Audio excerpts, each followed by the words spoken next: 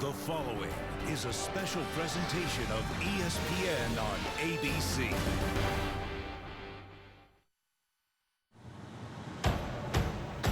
You know Norman. Open skies, planes running to the horizon, and football running through veins. This is Big 12 country, home of the Sooners. A tough place for Tennessee to be representing the SEC. Two storied programs willing to lay it on the line for conference pride. We like the big stage with bright lights. We embrace it.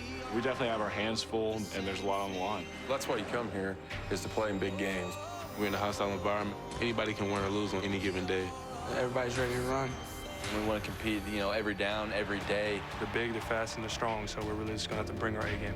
Now is the time to get it done in between the lines. Tennessee, Oklahoma in the spotlight on Saturday Night Football.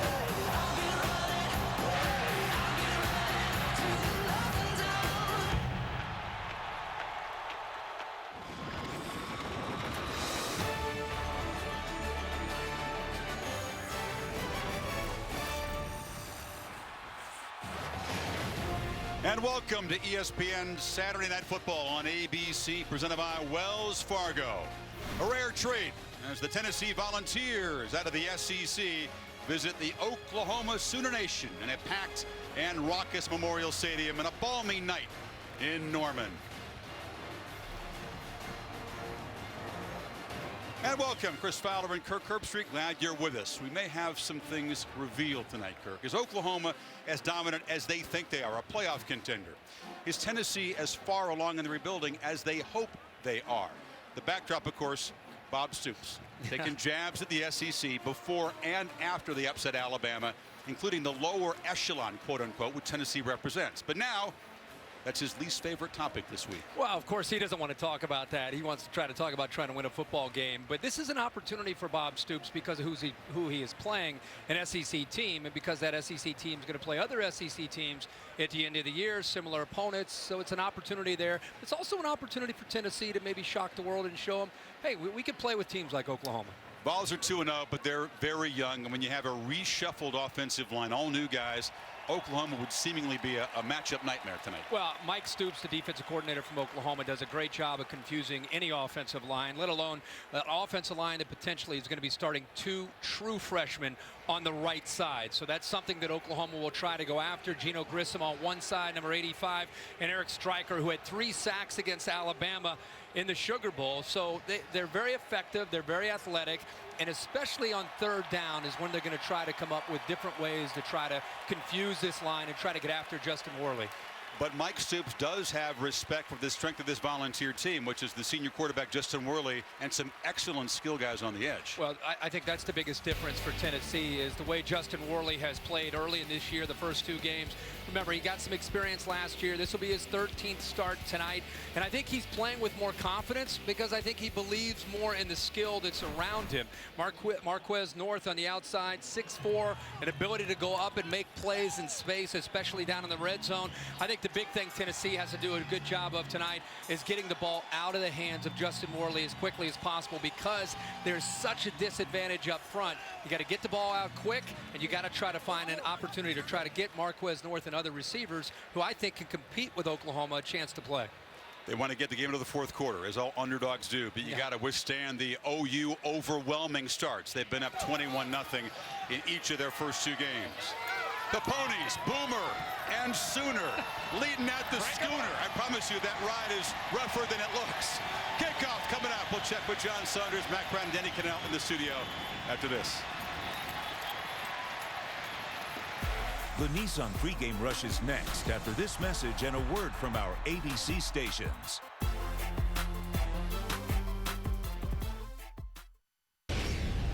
John, thank you. This can be a daunting place for visitors. Oklahoma expects to dominate 88-5 in Norman under Bob Stoops, but they have been vulnerable to some big upsets in recent years, including 4 of them right here in Norman. The first meeting in almost a half-century. Tennessee and Oklahoma. This has been the Nissan pregame rush. Kickoff from Norman is coming up. But first, a look inside Nissan's Heisman House.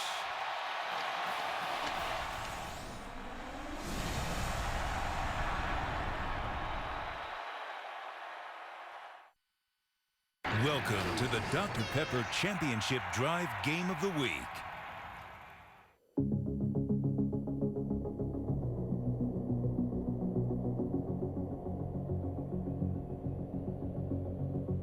Woke up sweating from a dream with a different kind of feeling.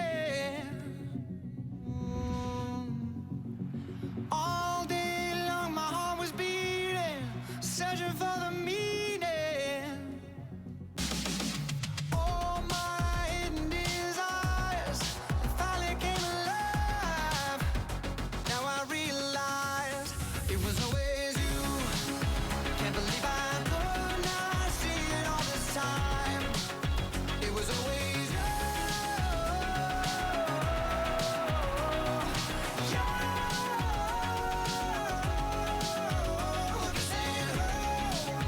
Looking back now, I know it was always you. Always you. It was always you. Memorial Stadium filled to capacity of more than 82,000 for the 61st straight game. It's the first big test of the season for the Sooners. Bob Soup's a little keyed up all week as he's in his 16th season here, and he's with Heather Cox. Heather? Chris, thanks so much. Coach, fast starts have been your calling card in the first two games, outscoring opponents 62-3 in the first half of those ones. How do you carry that momentum into tonight? Well, you know, we just execute. We got to execute, keep our poise, and play smart. And tonight, how does your team avoid the inherent dangers in facing a 3-touchdown underdog? Well, listen, all we've done is played 2 games with this team.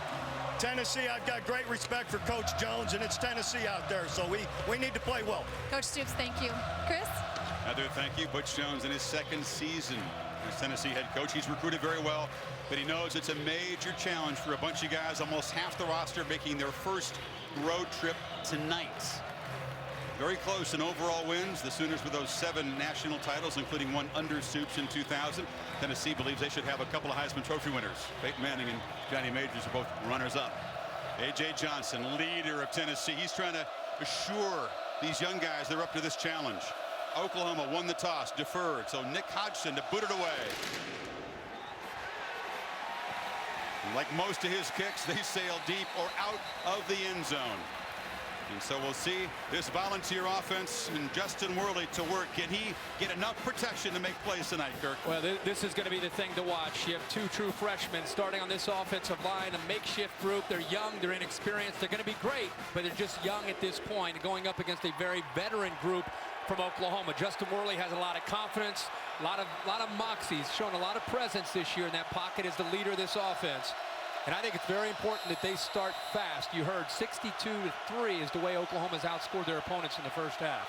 The senior Marlon Lane to the right of Worley. And right away they hand it off on the edge, trying to get Oklahoma stretched. And Alton Pig Howard is going to be swarmed and dropped for a loss. A negative play for the Volunteers to start things, and the crowd is into it already. Well, this is a great job of containing this Tennessee offense. This offense wants to get the ball to the hands quickly from Worley, get the ball on the perimeter. They feel very confident that their receivers and running backs match up well, but Tennessee that time struggled to get to the outside thanks to Jordan Evans doing a good job of containing Pig Howard rather. And they lose 7 yards on the opening play. Worley back throws quickly near side. Marquez North makes the catch, but a sure tackle and a short gain. And Marquez North is one of the impact players tonight for Tennessee. 6'4". They're going to try to do a good job of getting the ball up in the air so we can go up and over some of the Oklahoma corners. Alton Howard on the other side, number 2, and then Zach Sanchez, an All-American type of corner, number 15, and Eric Stryker, one of the best pass rushers in college football, will be trying to harass Justin Worley the whole game. You see if some of those Chick-fil-A impact players can get after Worley here. 3rd down and 13. Worley is protected, fires far side. You see the arm strength, but it's behind North. Julian Wilson defending, and a 3-and-out for the Volunteers.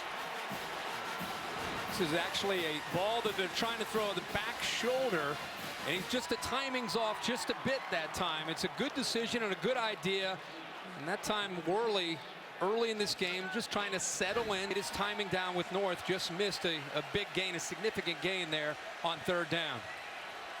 Matt Darr into punt. Special teams has been a problem area for the Volunteers. Big edge in that department of the Sooners tonight, you'd think, coming in.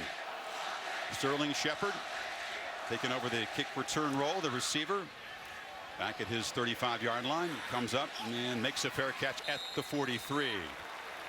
So Trevor Knight, some good field position to operate with. Can he build on that tremendous Sugar Bowl game and a good start to 2014? Yeah, tonight just his 8th start. I mean, because of the way he played against Alabama, I think people forget he's just a sophomore. Last year he played early, he had some injuries, came back late in the year, had the great Sugar Bowl that everybody's been talking about, and is off to a great start this year.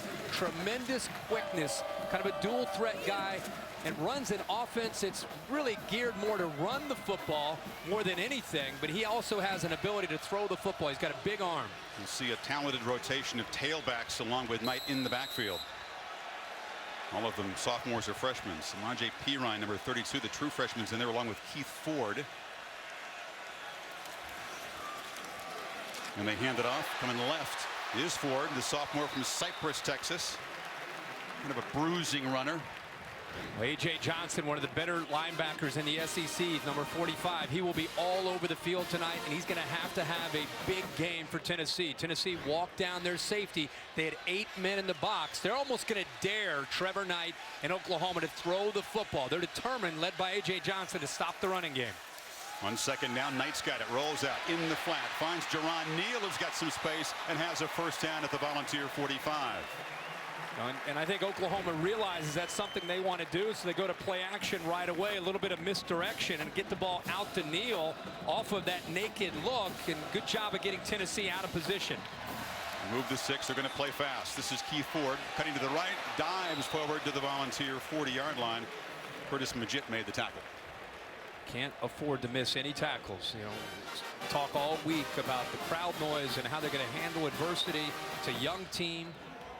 One area that they feel very confident, Majette at 56 and A.J. Johnson. These linebackers are very, very talented group and guys that have played a lot of football. They've got to be able to provide some leadership tonight.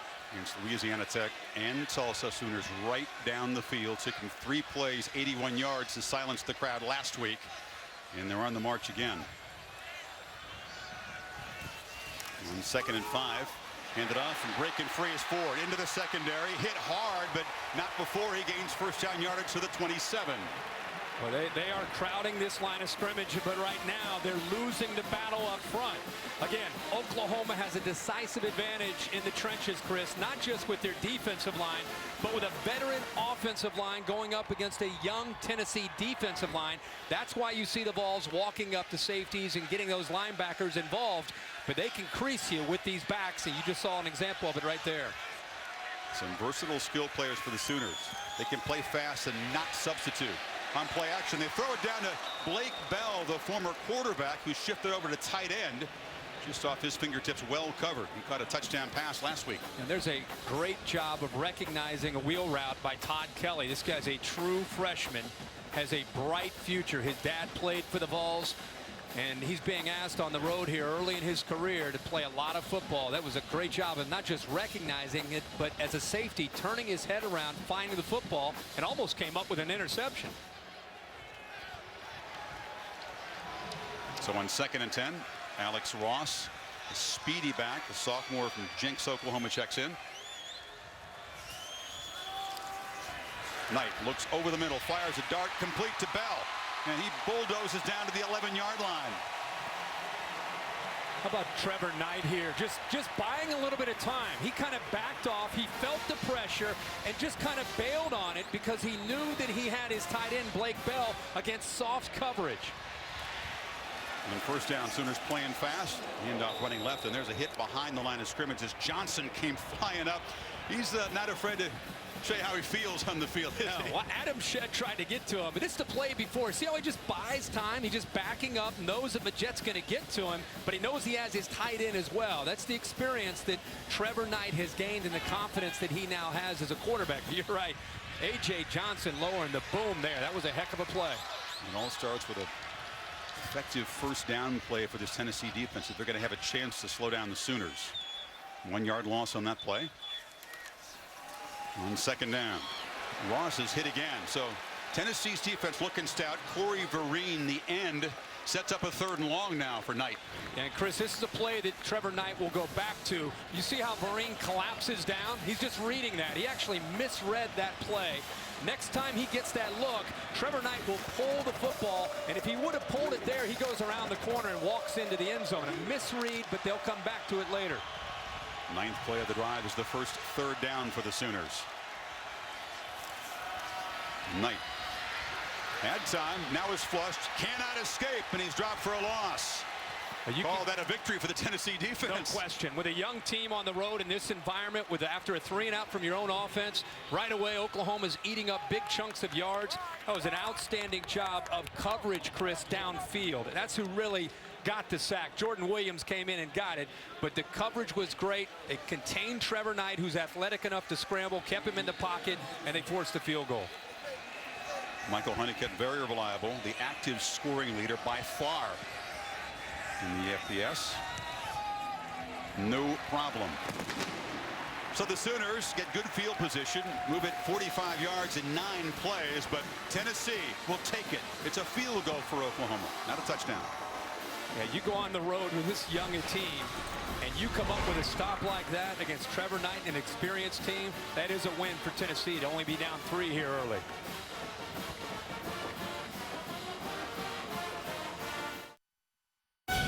ESPN is your home of the new college football playoff. We've seen teams that are considered playoff contenders already in the young season seem to yield to the pressure, not play up to their capabilities. Oklahoma not in that category. 2 devastating wins in their 2 opening games against overmatched opponents because of fast starts. A 3-0 lead, and Hodgson to kick it away again with the breeze at his back. You would not expect a return here. And you don't get one. So Kirk, Worley and the Vols lost 7 yards last time on 1st down to put him way in trouble behind the sticks. Chris, I think they're going to have a hard time establishing the line of scrimmage with the battle up front. So I think the game comes down to Justin Worley and his ability to read coverage, make quick decisions, and get the ball out of his hands before the pressure gets to him. Again, he's got, whether it's Pig Howard or Marquez North, Jason Kroom, Josh Smith, they have some athletes on the perimeter. They've just got to get the ball out to them as quick as they can before that pressure gets to them. Got a very hyped athlete in the backfield there. Jalen Hurd, #1, the 5-star tailback recruit out of Hendersonville, Tennessee, but a short gain as Dominique Alexander hit him. This Oklahoma defense is reminiscent of some of the old Oklahoma defenses. When I say old, when Mike Stoops was here and they were chasing BCS championships, they're very physical and athletic on that defensive line and the linebackers. 2nd and 7. This is an offense that will struggle perhaps with this crowd noise tonight. Really shifting the play and trying to change up the protection call perhaps. And wants Devin Young to go in motion. Flushed out, throws on the run, a nice completion up near midfield. And the catch is made by Josh Smith, the sophomore from Knoxville. Well, this is a great job by Justin Worley. Comes off his primary to the right, buys a little bit of time, avoids the pressure by Ndule, and then finds his man Josh Smith. There's a great example of the poise that Worley's been playing with this year. That's a big-time play.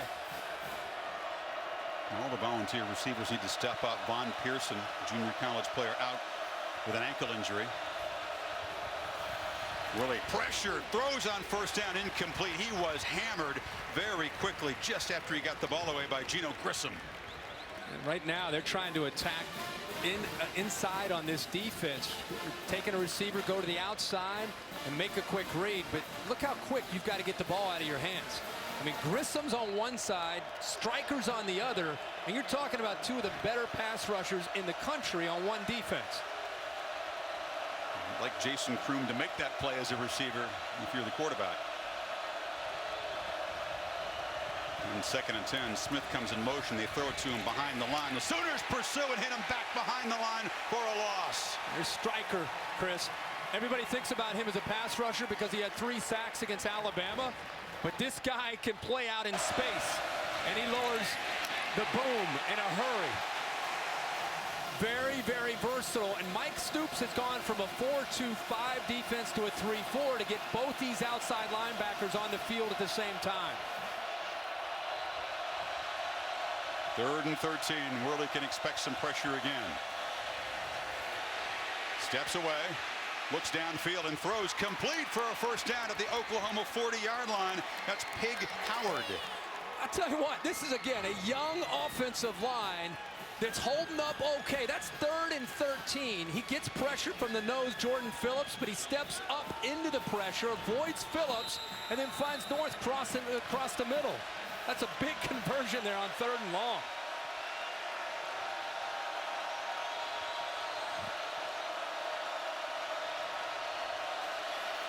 You fake it to Hurd. Hit from the blind side. Ball comes loose. And the Volunteers scrapping for it, but it's Oklahoma ball. Quentin Hayes made the recovery. Worley never saw it coming. You notice that 3rd down conversion. Oklahoma did not blitz. This time, right after the conversion, they bring the blitz from the blind side with a young offensive line. Nobody picks up the safety, Quentin Hayes, and Justin Worley did not recognize it. Sometimes with tempo, Chris, it's hard to be able to recognize the coverage and the pressure you might face. Worley never even saw Hayes coming. He disguised it, waited to the very last second, and blindsided Justin Worley for the big turnover. Hayes, the senior leader of that secondary, forces and recovers the fumble, and again, good field position for Oklahoma at the 46. You fake it to Ross. Knight now pressured. Shows the escapability and just throws it away on the sidelines. Here's the Chick-fil-A impact players for the Sooners.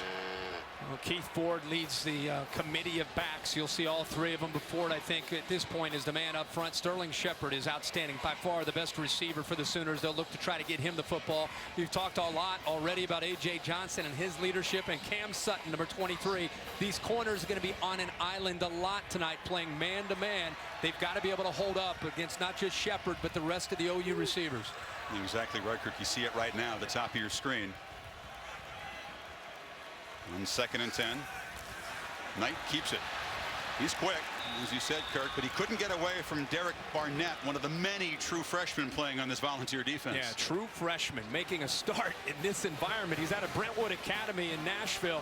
How about the recognition? He's on a stunt. He went from the outside to the inside, but if he doesn't make that play, Trevor Knight picks up a first down and probably some more yards. Volunteer front 7 stepping up so far. Sooners need 11 on 3rd down. Fired, a strike, complete. K.J. Young, the freshman.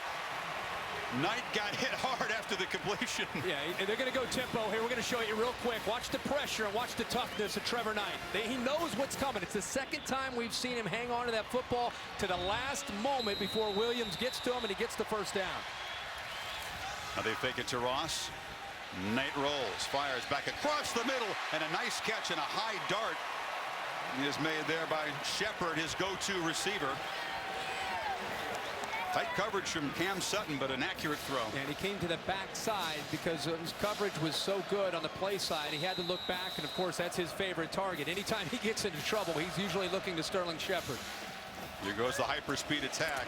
It's Neal dropped behind the line by Michael Williams. If you're not familiar with Oklahoma, part of the reason they go tempo is because it gets them into rhythm. But like many offenses in college football, they want to wear down this Tennessee defense. They're pretty thin on the defensive line. They want to wear that defensive line out and be able to run and throw the ball. But that's why they're going tempo tonight. You can see the success they had against Louisiana Tech and also last week in their game against Tulsa.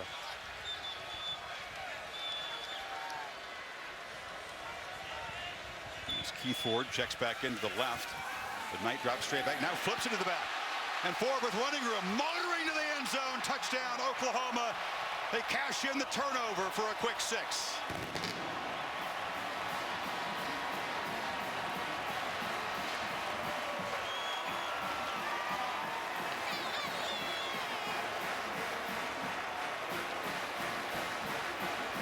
All of these These young backs are excellent receivers. That's a 23-yard touchdown. In a blown coverage. Tennessee looked confused from the formation from the outset of that play. They brought pressure, and Trevor Knight recognized the pressure. There was nobody there after the blitz to pick up Keith Ford, and he just walks into the end zone. Took him less than 2 minutes to turn the fumble recovery by Quentin Hayes into a touchdown.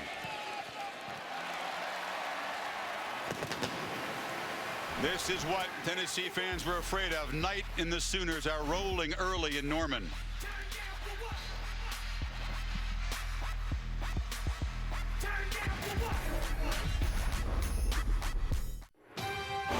Saturday Night Football, presented by Wells Fargo. On your phone, online, on the go. Wells Fargo makes it easy to get banking done. Nissan. Choose Nissan today for great offers on our most exciting lineup ever. Shop ChooseNissan.com. And the Home Depot. More saving, more doing. That's the power of the Home Depot.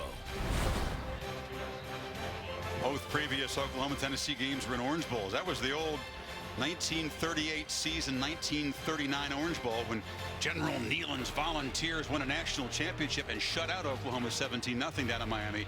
Never allowed more than 7 points in any game that season. You can see what was going on back then. Look at that. Wizard of Oz, yeah. Gehrig. Wow. I didn't know Marvin Gaye was born that year. No. This is the first regular season meeting. We'll show you the second meeting in the Orange Bowl a little bit later on. So Worley and the Volunteers back to work, but suddenly in a 10-point hole after the quick drive following the fumble recovery.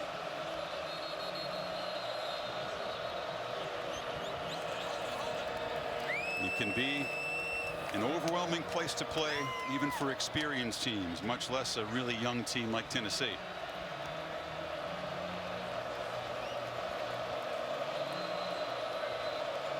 The stadium striped by sections. Excellent crowd discipline tonight. The Crimson very organized. Yeah. Except the student section. They do what they want. Hodson this time not as deep. And they're going to give it a shot with Devrin Young.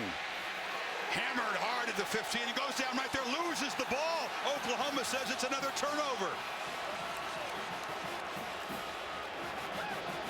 Hatari Bird provided the shot. No signal yet. Well, the head linesman gave a signal really quick saying it was a Tennessee football, but we'll see what happens when the ball is down at the bottom there. It's an SEC crew here in Norman, and the Volunteers can breathe a sigh of relief as they do hold on to possession here.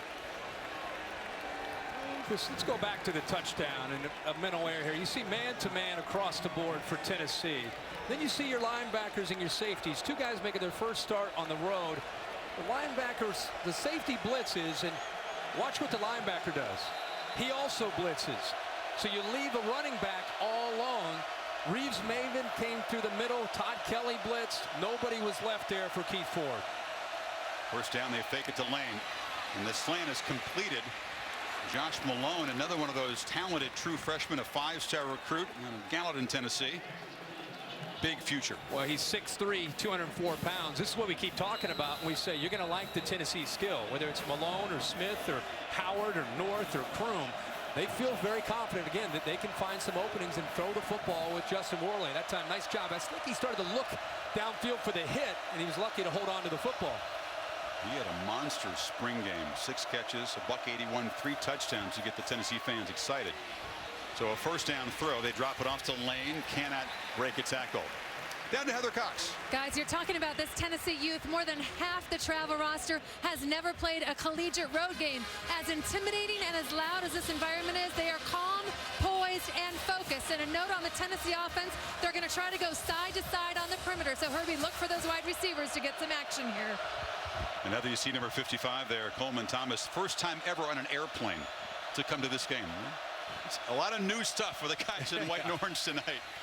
There's a second down handoff and a short gain by Lane. It'll set up third down. See, one of the adjustments right now with what Mike Stoops is doing is he's getting more aggressive and blitzing. See Stryker there. They walked him out over the slot. And then as the ball snapped, they're bringing him. You're also seeing Quentin Hayes, number 10, the safety. They're bringing him quite a bit for Mike Stoops from the blind side of Justin Worley. That's an adjustment right away with that young line. Get aggressive, try to bring pressure. Empty backfield on 3rd and 5. Sooners showing pressure off the edge and then back out. Rush only 3, but still get to Worley. And Dulaway made the sack. And Tennessee's going to punt again. That's Coleman Thomas, a true freshman, the right tackle, matched up against a man. Just a war daddy, and Ndule, a senior at 6'3", 290 pounds. That's a tough matchup. And Worley knows he's got to be able to get the ball out of his hands, especially on 3rd down. Look at this. That's Ndule. And you're a true freshman. Yeah, he was in high school. You're on a high school field last year. Facing him now. Go block him. No, he didn't. No. Matt Dart to punt it again. And Shepard is back. And punting into a breeze. And it's a pretty short kick. Shepard, fair catch at the 37. Yeah, and the challenge all week, and now we're seeing it play out for Butch Jones, is he's got to come up with a plan, especially on 3rd down, and he knows to be able to help out this offensive line and ultimately Justin Worley and these receivers to try to execute.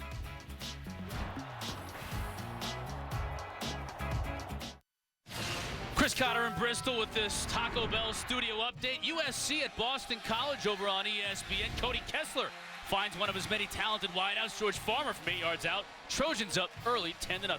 Back to Chris and Kirk. All right, Chris, thank you. USC on upset alert after the win over Stanford. Their next game is the conference home game against Oregon State. This is Ford, and then Tennessee defense stringing it out, Kirk. They've had a lot of excellent plays, but the one coverage bust has put them in a 10-zip hole. Yeah, and again, they're very, very determined to be able to match up with this running game of Oklahoma's, and they're willing to leave those corners on an island. And you know, they had the one minnow air where they gave up Ford the easy touchdown, but for the most part, they're holding up against the run. But you leave yourself a bit vulnerable against the pass because Knight can throw it. Doing very well on 1st down of the Volunteers, and Knight does throw it. Catch made and breaking a tackle is Jerron Neal, junior out of St. Louis. So it'll set up 3rd down. One of the reasons that Tennessee felt that they had to come in and load up the line of scrimmage is because of this. Not just the inexperience, but look at the size of Oklahoma's offensive line. And these guys are veterans. You heard Butch Jones this week and some of his coaches saying, you know, they're redshirt juniors and redshirt seniors, and we're playing a lot of first-year guys. So they're gonna have to do something, slant, angle the defensive line, and also commit those numbers. Big 3rd down here. Big edge and trenches on both sides for Oklahoma. Knight protection on 3rd down, zips it across to Shepard. Shepard running into the secondary. Sterling Shepard cuts back and is dropped at the 15 by Cam Sutton, but a huge play, and the Sooners are in position again. 45 yards. It's another big 3rd down throw by Trevor Knight. Throws in rhythm, and if you're going to bring pressure, you've got to bring your corners up tight against Sterling Shepard. If he has a free release against this secondary on 3rd down, the ball's going to go to number 3. He is clearly the guy in this offense, and he had a free release, and when he does, he and Trevor Knight are in rhythm. He was the slot receiver a year ago, but he's the main guy now. They lost 3 of their top 4 pass catchers. On 1st down, Ford hit for no gains. So again, Tennessee doing the job on 1st down. It was A.J. Johnson with the stop. Here's the pass. Yeah, you go back to this pass, and you can see that Trevor Knight's worked very, very hard this summer to become even more complete player. He had the big bowl game, but you see he gets back, no hitch. Ball is thrown right on the money, and again, this is the guy that he's worked the hardest with in Sterling Shepard. Sterling last week, 8 catches, 177 yards, and the receiver that Tennessee knew they had to try to take out to try to make Knight have to find somebody else to make plays. Shepard, a productive guy last year with 51 catches and 7 touchdowns. Handed off inside to Ford, and he muscles forward. It'll be another 3rd down for Oklahoma. Final minute of the quarter. The thing that becomes disheartening if you're a Tennessee fan is they're playing well enough, and we've got an injured player here. Looks like the true freshman, Derek Barnett. But you play well, and then boom, you give up a big play. especially early in the game. We talked about how they needed to start fast and get some confidence established. See pain that Barnett is, and he's backed up by another true freshman. It shows you why Oklahoma is so tough to stop when you've got a guy who's so confident and playing so well at tempo as Knight is. Yeah, I mean, I think the experience that he had in the Sugar Bowl against Alabama, I think skyrocketed his confidence, not just in his ability, but I think in the team's ability and this offense. I think Josh Heupel, the offensive coordinator, they're calling plays. They're just running faster. They're executing much, much better now that they have a quarterback with some experience. And last year he was fighting for his job with Blake Bell. Now it's his show. It's his offense. Exactly, and teammates praising his leadership, his command out there. He's completed his last 6 passes. He needs 5 on this 3rd down. It's Ford in motion and a whistle. I think Tennessee called a timeout from the sideline because they saw a different formation with the fullback Dimitri Flowers coming into the game, and that's who Oklahoma was going to try to throw a shovel pass to there. 12 seconds of the quarter. Vols trying to force a field goal attempt.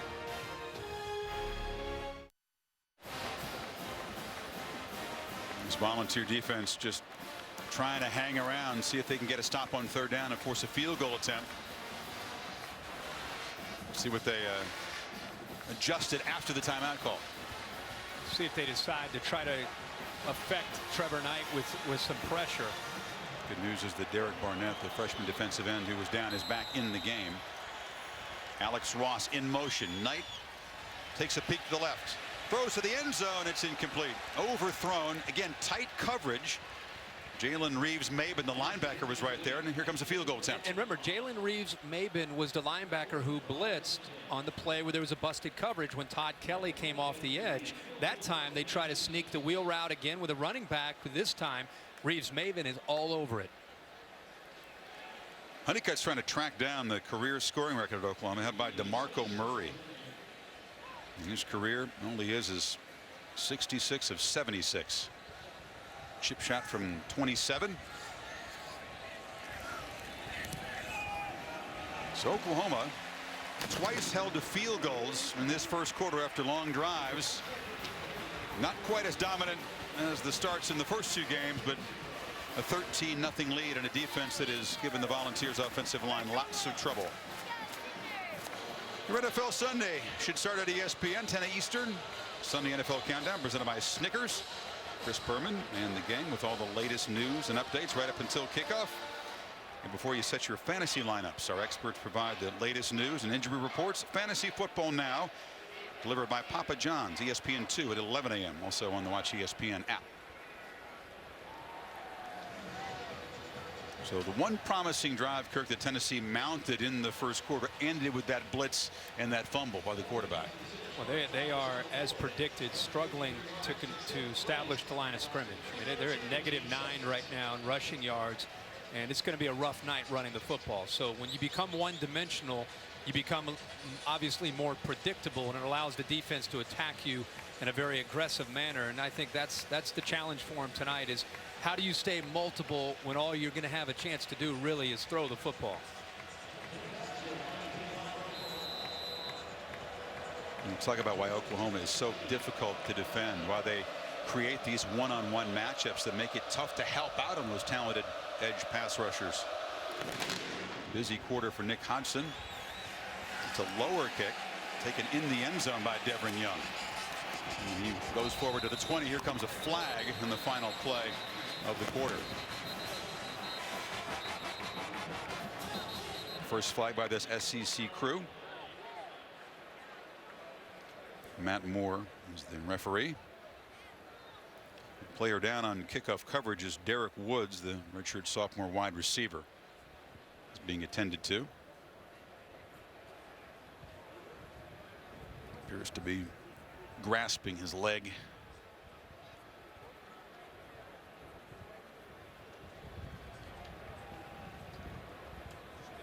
Here's the call from Matt Moore.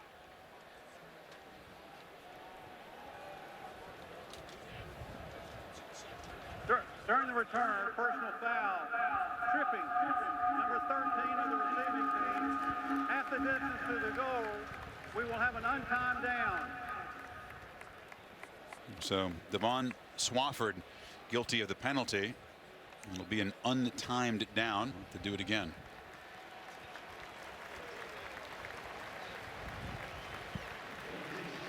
Looks like Woods is being carried off, not putting any weight at all on that left leg.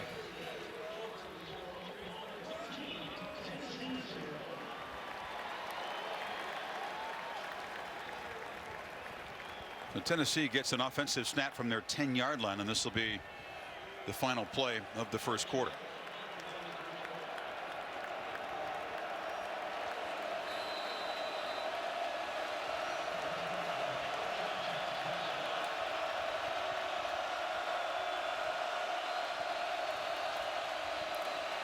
They handed to Hurd, the freshman, wrapped up immediately by Charles Tapper, the fine defensive end.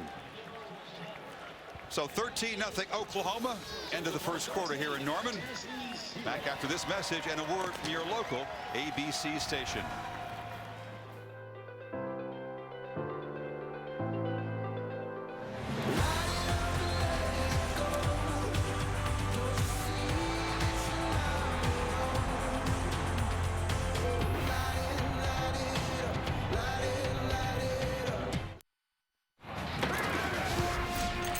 Welcome back to ESPN Saturday Night Football on ABC, presented by Wells Fargo. Volunteers begin the second quarter with a 2nd and 7 play. Handed off inside to Hurd. They ran 14 plays, Kirk, in the first quarter. Almost half of them, 6, were for 0 or negative yardage.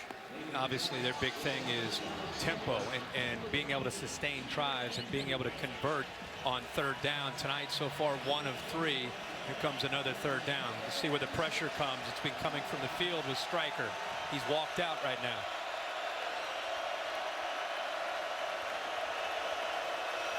Sooners rush only 3. Willie finds nobody open until fires late over the middle. Oh, and a jump ball. They were knocking into each other. Julian Wilson deflected it. Quentin Hayes was in the neighborhood, but it was crowded.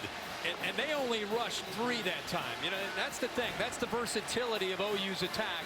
They show Grissom, and then he drops at the end. They still get pressure. They still move Justin Worley, but you've got 8 guys in coverage. Makes it really hard to try to squeeze one in here on 3rd down. Really good job by Julian Wilson getting his right arm around North to knock that ball up into the air, and they almost got the pick. Another punt from Dar. Shepard could give the Sooners excellent field position here. Dar with the breeze at his back. And Shepard makes a fair catch near midfield. And Trevor Knight and Oklahoma go back to work. Up by 13.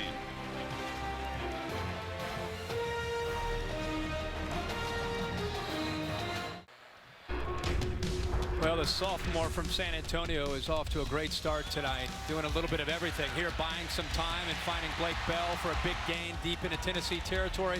Here in rhythm with Sterling Shepard for a big game for the Sooners.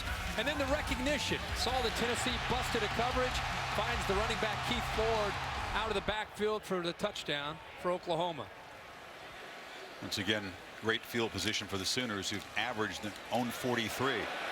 Samaje Perine, the tough, physical, true freshman runner with a nice gain on 1st down. Reeves Maben stopped him. This is the other concern for Tennessee, is this committee of backs with Keith Ford, Alex Ross, and now Perine. I mean, Perine comes in as the 3rd guy. He's 245 pounds of pure muscle. You and I were on the field before the game, and Cale Gundy came over to us and said, hey. You see my true freshman running back? My gosh. He's been in the weight room. Doesn't look like a true freshman. No doubt. He got 8 yards on 1st down, and now a false start on the left side. Perine's also a very emotional guy, Kirky. False start, offense, number 10, 5-yard penalty, 2nd down. And that was Bell. Yeah, he was in tears after his first college game. It was just kind of the culmination of a lifelong dream to get out there. Thought he played pretty well and just showed his emotions to his teammates after the game. I think players really appreciate that. And what I appreciate is that all 3 of these young backs, you've got a couple sophomores and then Perine, who's the true freshman, and they're all happy when the other guy's in there doing well. And Cale Gundy told us there really isn't any rhyme or reason for how he shuffles these backs in. But he loves to keep them all involved. Let them stay fresh. The handoff, young guy again. It'll set up a third down. It also helps to have Trevor Knight as a leader. Really a good distributor. Makes a lot of good decisions. We've seen that on display already. I think the confidence that he gained in that Sugar Bowl performance where he was the MVP and ended up putting up those huge numbers just skyrocketed his confidence and understanding of what he's capable of doing within this offense. Haven't seen him run the ball yet tonight, and that's a big part of the skill set. He gained 445 yards as a runner last year. Knight across the middle, it's broken up. So Tennessee able to get off the field quickly. Cam Sutton made a nice play, and then will force an Oklahoma punt. And they motioned the back out to open up the middle. I thought you might see quarterback draw, but instead it's Neal, Deron Neal coming through the middle of that defense, but great coverage by Cam Sutton. He's got good size at about 6'1", 190 pounds. We talked about him being an impact player because he's going to be out on an island. About third down coming up with a swat there to keep that ball away from Neal. He now drops back as a punt returner. Jed Barnett, the senior, second year punting for the Sooners, to kick it away. Gets it up into the breeze, and it's a pretty short kick. Sutton takes it at the 20-yard line. So Tennessee's defense doing its best to keep the Volunteers close. Still down 13.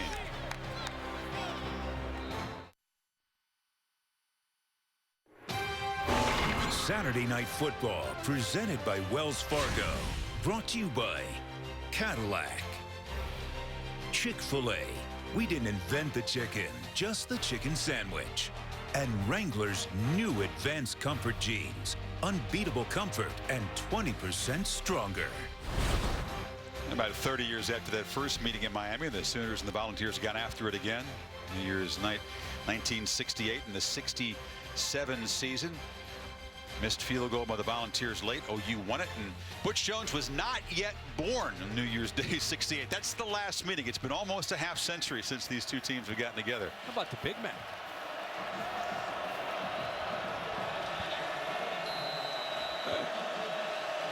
Well, can the Tennessee offense do something? Give that defense some well-earned rest. You fake the handoff on the first down. Worley has some time. Takes his first shot downfield, overthrew North. I just like the call on 1st and 10. I mean, now you're facing 2nd and 10, obviously. But I like the idea of taking a shot. And why not take it downfield with Marquez North, 6'4", has a chance to get behind Julian Wilson. They're pushing and shoving a little bit, but I don't mind it because it stretches the defense, lets them know that you're not afraid to take a shot, and also good protection there on 1st and 10. They get near the red zone. North is a terrific weapon. 6'4", long arms, huge hands, goes up and gets the ball. But Worley's pressured again and dropped for a third time tonight. Eric Stryker in the neighborhood. Chris, Stryker, this is what you asked me, what makes it so tough? It's because of the way they bring guys late. Look, Stryker was walked out here, and then he comes down here right before the ball is snapped. And there's that true freshman out on an island there, Coleman Thomas, trying to block one of the best pass rushers, the quickest pass rushers in the country. Alabama couldn't do it in the Sugar Bowl. We got a true freshman out there trying to block it. Romar with the sack, and here comes the pressure again, and down goes Worley. Charles Tapper dropped, and there is a flag down on the far side. And that OU defensive line starting to feel itself now. And check the penalty.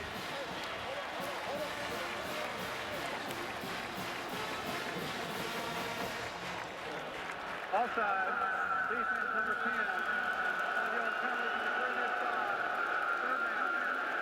That's the safety, Quentin Hayes, and that will not make either Soup's brother happy as it wipes out the sack. And Mike's frustrated, obviously. You could see Hayes. They've been bringing that blitz a lot. It's been very effective tonight. Walking 10 up to the line of scrimmage. They disguise it. That's part of the genius behind this offense is the way they can come at you in so many different ways. Now they're showing pressure, and a lot of them will drop at the snap of the ball. No, they're all coming. Yeah. Safety came over the center. They flip it off, though. A nice little play to Jalen Hurd, and the freshman off and running. Gets a block downfield and gets to midfield. And finally, the Volunteers handle the blitz. Great call, an easy throw, and the only thing Worley had to do was recognize the pressure.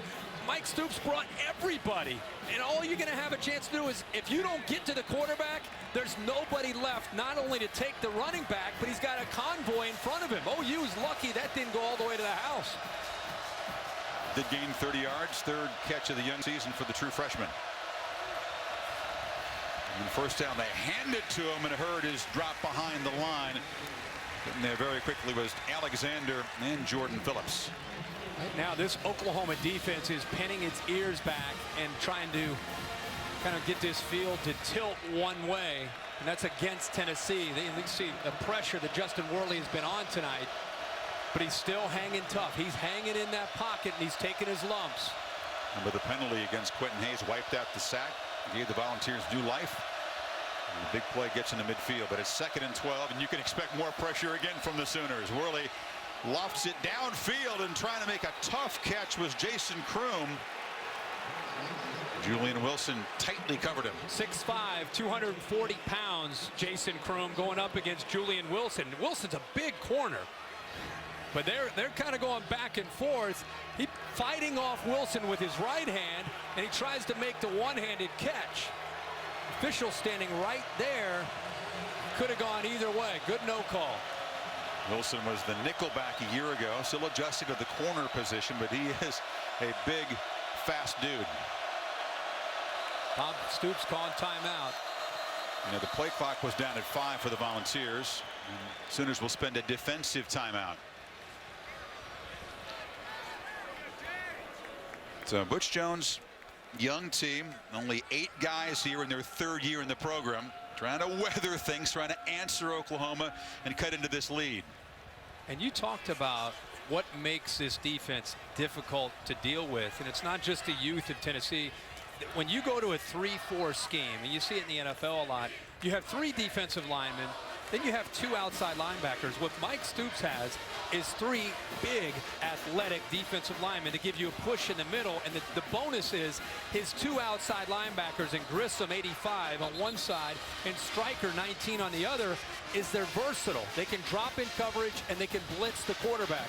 And when they both walk up to the line of scrimmage and you're an offensive line, you're trying to figure out who's coming and who's dropping, and sometimes they both come. So it's really built on deception, confusion, and then overall speed.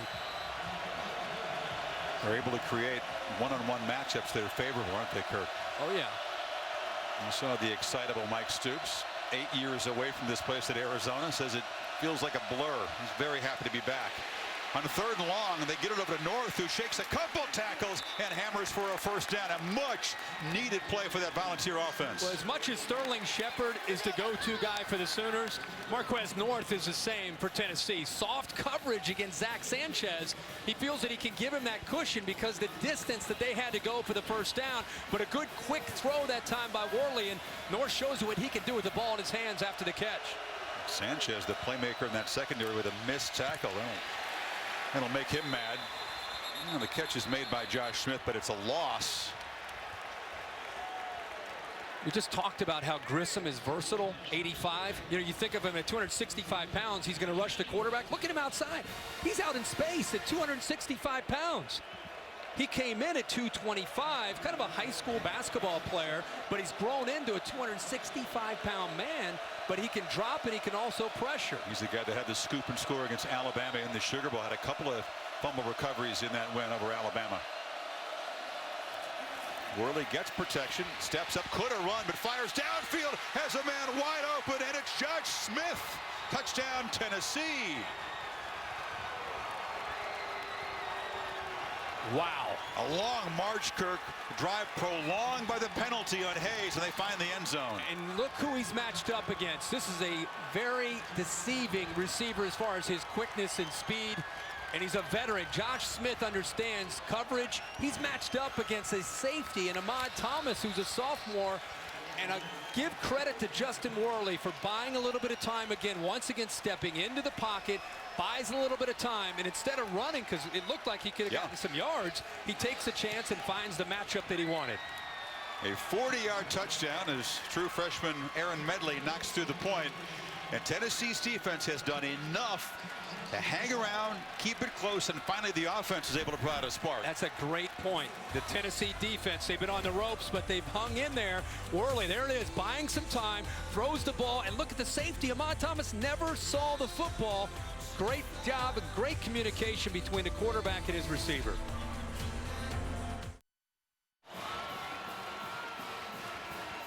Suddenly the Volunteers very much back in it, 13-7 as we continue Dr. Pepper's championship drive game of the week.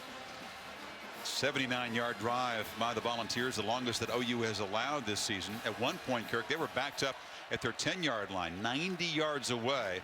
But Worley converted a 3rd and 11 and a 3rd and 12 on the drive. That was huge, and especially considering what you're dealing with up front with the youth. And we're going to focus on the quarterback and the receivers, but I'm going to talk all night if Tennessee's able to hang around about that offensive line and what they're facing. That was also give them an assist for that drive. George Bullock boots it away. And an excellent coverage by Tennessee, which suddenly is got a little pep in their step. They drop Neal back down inside the 15.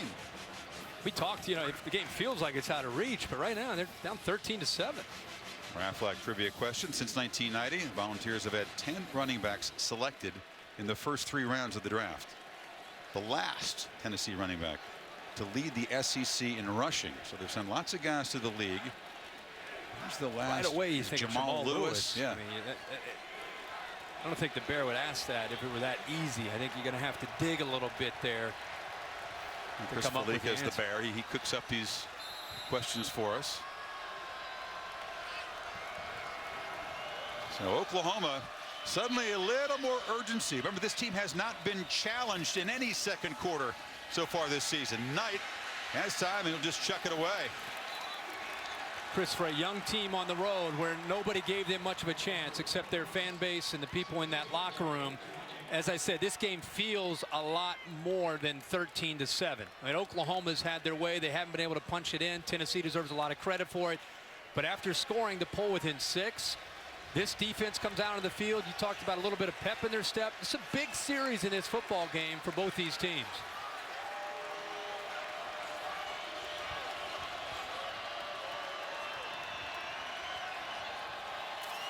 And 2nd down. Give it ahead to Alex Ross, and once again, excellent penetration. They drop him for a loss. Corey Vereen got in there. And now it's 3rd and long. And we talked about when you're undersized as a defense, you got to slant and angle. And this Tennessee defense, they're moving bodies and they're attacking downhill at the line of scrimmage. Watch the defensive line. See how they're moving?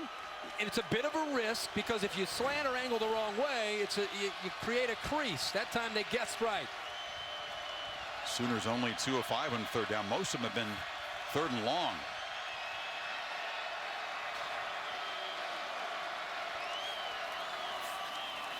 Knight escapes.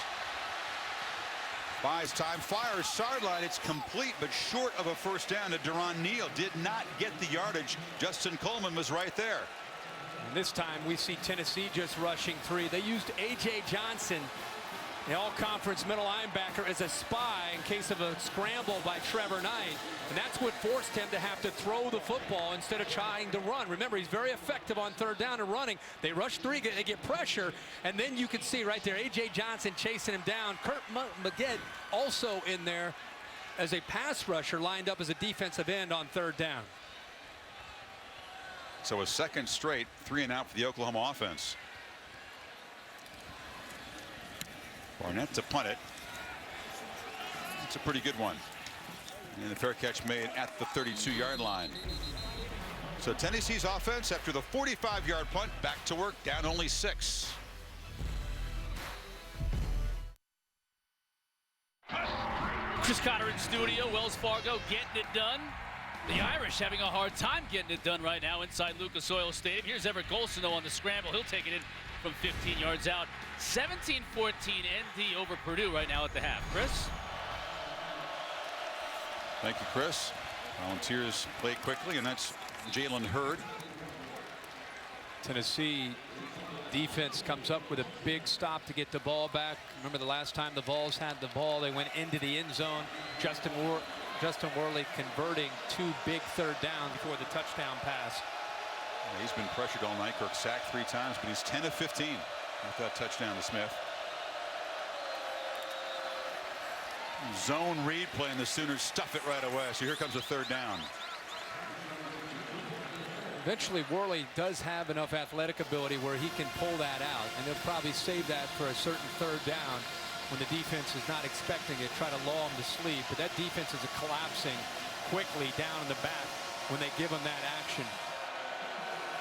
And successful on third down against Utah State and Arkansas State. Tougher chore here with the crowd noise and the Oklahoma talent. You need 4. Where they looked immediately left, gets it out quickly north, spins back, has a first down out near midfield. Wilson stopped him. It's amazing to me the soft coverage. Wilson's bailing on 3rd and short, and you're dealing with an offense that doesn't have time. They're not going to protect the quarterback because it's a struggle for him. So if anything, you would think the corners would be uptight, trying to make these wide receivers have to work to get open to try to disrupt the timing. But an easy release and an easy throw there on 3rd down. There's Josh Malone, the tall freshman, not north on the first down catch.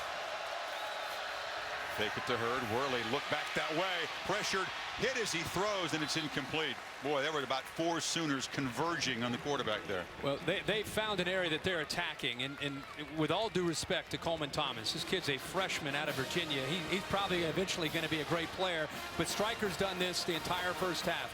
He's out, walked out over the slot, and as he gets close to the ball being snapped, he starts to cheat, and then as the ball is snapped, he's coming with momentum, and you got a true freshman trying to hold him out. They're going to have to use a tight end or a running back to chip Stryker, otherwise he's going to be in the backfield all night. They hand it to Lane. He's met immediately. Charles Tapper combining with Dominique Alexander. Tapper, the all-conference guy a year ago, comes from Baltimore. Excellent hoops player. Just look at the action again. Look at Stryker collapsing down. Everybody's collapsing into the inside, not respecting the threat of Justin Worley pulling that ball out. And Worley make another third down play. They need 8. Got a tight end there to help. Once again, pressured. Cannot get away from Jordan Phillips. Big old nose tackle got in there.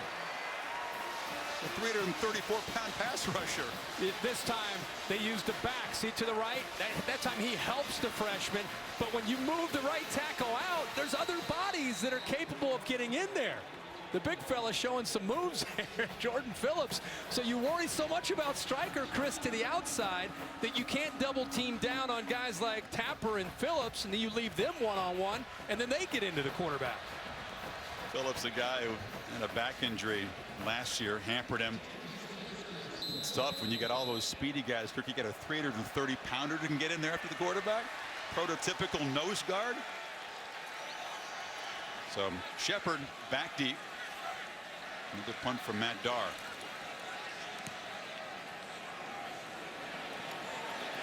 Shepard this time again calls fair catch. His mom Sherry doesn't like the fact that he returns punts and kickoffs. It makes her very nervous, and maybe that's in his head. She might be giving him a sign from up in the stands.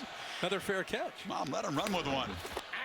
Aflac trivia question. The last Tennessee back to lead the SEC in rushing. We thought that Jamal Lewis was too obvious. Is Travis Stevens? Jamal Lewis, I'm going to say. Travis Stevens, I threw that one in there. Call. Good call. Oh, my gosh. 2001, so it's been 13 years, even though they had so many guys drafted from that position. Remember that last game he had against Florida in the swamp in 01?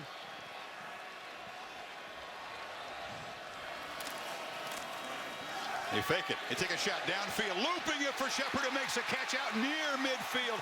Excellent throw from Trevor Knight. He beat Cam Sutton.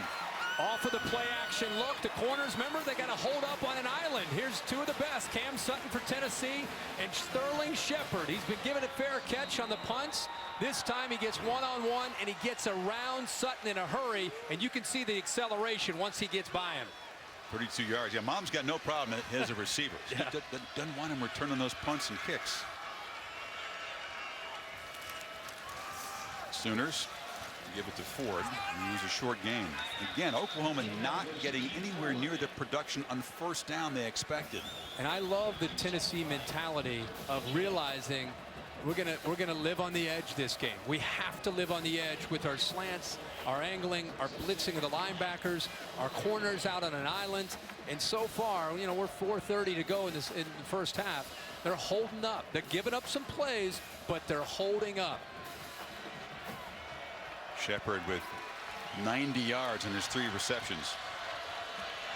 2nd and 9. They motion Ford, and it's a screen. They throw back underneath. And this is Pirine, the big freshman physical back. They try to rip the ball away, but he takes it to the 35. Again, he's just a freshman, folks. They motion out a back, which gets A.J. Johnson. Watch him run with Keith Ford. Now all of a sudden they think, oh, it's going to go out to the left, and it sets up perfectly to go out to the right. Anytime you can get A.J. Johnson out of the middle of that defense, and now you go back to the right, it's a weakness for Tennessee's defense and a great area to attack by Josh Heupel. Play action on first down. Knight. And just throw it away into traffic on the sideline. Corey Vereen has been active tonight. He was once again pressuring the quarterback. Well, the man that he wanted to go to actually fell down. Sterling Shepard lost his footing, and he didn't have anybody left to get the ball to. And there again, one-on-one. Tries to get around Sutton and just loses his footing. Everybody else is covered. There's nothing that Trevor Knight could do with the football. Volunteers knew they needed to have Vereen win some one-on-one battles tonight if they were going to get after Knight, and he's done a pretty good job. Keith Ford flares out of the backfield. They throw it back to Shepard. Shepard weaving through traffic, jumps over a tackler. 26-yard line, just short of the first out. Of the flag is down on the near side.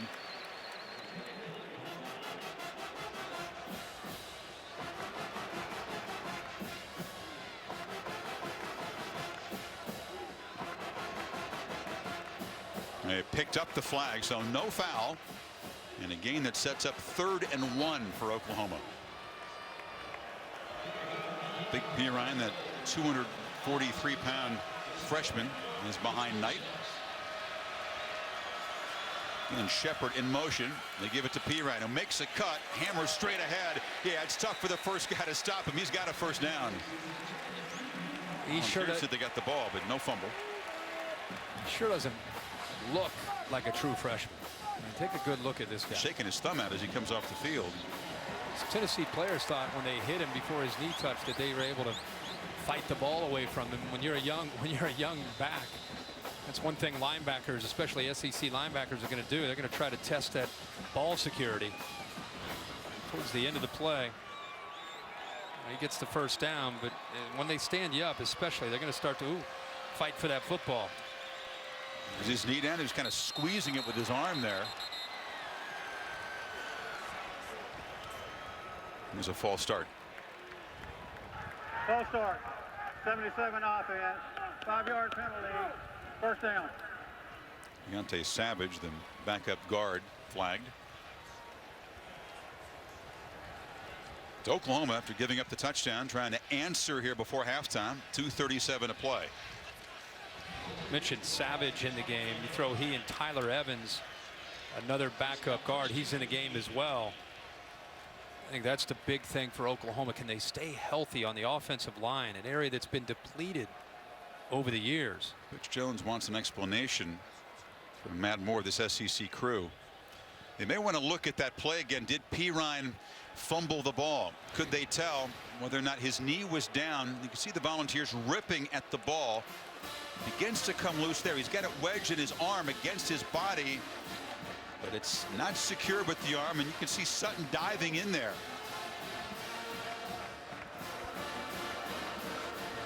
It's a Big 12 replay crew. David Ames in charge of it.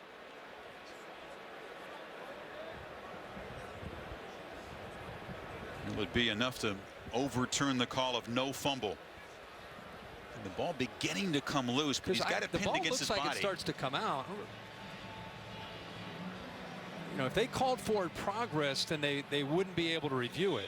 Let's check in Bill LeMonnier, longtime Big Ten official, to see what the replay officials are specifically looking at here. They're going to look to see if the knee is down, control of the football. It appears the ball is loose. Now what they're going to determine is, before 23 comes in, did he pull the ball away? So I'm not sure we have indisputable video evidence.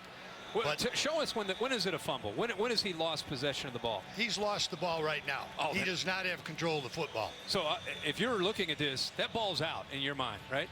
I don't know right there when 23 comes over his back whether the runner regained it. It appears not. So the ball wasn't held in his hands. He had a kind of his arm holding it against his side as the knees were close to hitting the ground, and Sutton's in there ripping at it. You see that the official came running in from the near sideline, spotting the ball as a first down and no fumble. Exactly. And Bill, again, if you could just say, when in your mind you think the ball's loose. I think the ball's loose right now. The other interesting thing to this is the that knee's down. Yeah. I don't know if that knee. Yeah, he's still driving. He's actually driving the legs, trying to get the first down. Yeah. I think we got a good chance for a fumble here. The other interesting thing is the false start gave the opportunity for this play still to be challenged. Exactly. If the play would have got off, then it would have been too late. After further review, the ruling is that the knee was down, that the play stands, the offside penalty remains. Tennessee is charged with a timeout. You know, Butch Jones not going to like the verdict from the Big 12 replay crew. The SEC officials on the field not calling it a fumble either. What a massive swing, because either the Volunteers were going to get the ball back down 6. Instead, that was a really almost got it at the 29-yard line. Really tough to look at that angle and say definitively that knee touched. Bob Stoops is very good at running plays quickly, period, but also when he thinks there might be a question. David Ames, that replay official, said they'll get up very fast. Stoops has an excellent sense of when you want to try to hurry the play and prevent the replay. The false start, as Bill pointed out, allowed them to take another look. Yeah, if Savage didn't move, that play would have been able to be executed.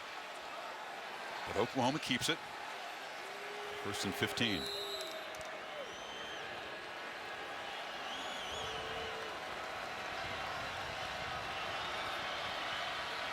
Volunteers walk up some pressure. They fake it. Quarterback keeps it. First run of the night for Trevor Knight, and he shows the quickness down inside the 20. He knew it was coming. We saw it early a couple times where he's given that play. It's a zone read. They're collapsing down, and Trevor Knight has some quicks. Now he'll get out to the edge, pick up some big yards, and after the mistake with the procedure call, he gets around the corner and gives him a good chance here on 2nd down. He averages 9.1 a carry on those zone read keepers. Yep. You got about that amount there. So 2nd and 6.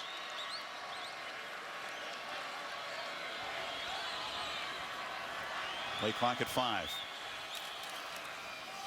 Ford hammers straight ahead, spins into the secondary, has a first down as he bounces to the 10. Well, it's about keeping these backs healthy and fresh with 3 of them. He bounced right off of Brian Randolph there. And I don't know, Chris, all 3 of these backs they've got a bright future, but Keith Ford looks like an Oklahoma back.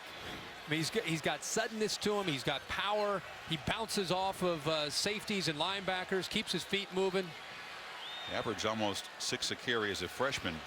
Kind of a combination of the physical back Piran and the speedster Ross. Piran looking on. Ford still in there on first down. And he's got it again, and he's got a crease. Touchdown, Oklahoma.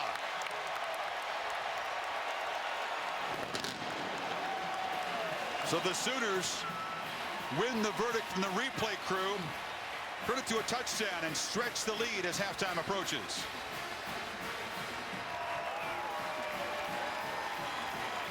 .81 yards in 9 plays. And Ford with his 2nd touchdown tonight. 1 catching and 1 running.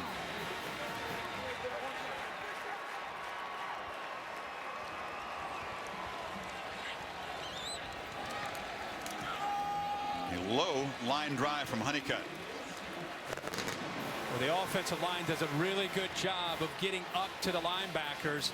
It's another zone read, and when the quarterback runs the ball to the edge, it gets the defense's attention and makes the blocking angles a little bit easier. You see Williams climbing to that second level. Nice job by the offensive line of fitting just perfectly there, and the vision, the cutback. That hole's designed to go to the right, but he saw the grass was to the backside, and he does a good job with his vision and awareness to cut that back. That was a big drive for this OU offense before at the end of this first half. They had a couple of 3 and outs before that drive. It got started with the nice sideline throw to Shepard. Tennessee fans saying, wait a second, we're still not sure that wasn't a fumble, but not enough to overturn it, and Oklahoma back up 13. Let's go to Chris Cotter for an update. All right, Chris, time to AT&T inside the headset. USC at BC over on ESPN. Somebody called down on the headset, dialed up a reverse. Sherman Alston taking it the distance, 54 yards out. The Eagles have outrushed SC, I should say, 197-8 in the first half, and they lead at halftime, Kurt. Well, that's a BC team, Chris, that couldn't do much on the ground coming into this game. Trojans got out quickly, but might have let their guard down a little bit. There have been upsets all over the place on this Saturday. That would be a big one. Low kick driven into the wind by Hodgson, and no return. So a minute 33 for the Volunteer offense to work with. Oklahoma's going to get the ball to start the second half, remember. Monday night, Chip Kelly, our buddy Philadelphia Eagles against Andrew Luck and the Colts. A rematch of sorts of those Pac-12 games between Stanford and Oregon. 8:15, also available on the Watch ESPN app. Eagles, very sluggish start in the opener before roaring back against Jacksonville. It'll be a fun one to watch. What do you do? Do you take a shot here? You got one timeout left. You might try on the first down play. Maybe give yourself a chance, but you don't want to make a huge mistake here. The way your team is battled here in the first half, you don't want to have a sack or an interception. Worley again flips it off short into heavy traffic. The screen didn't work. Heather.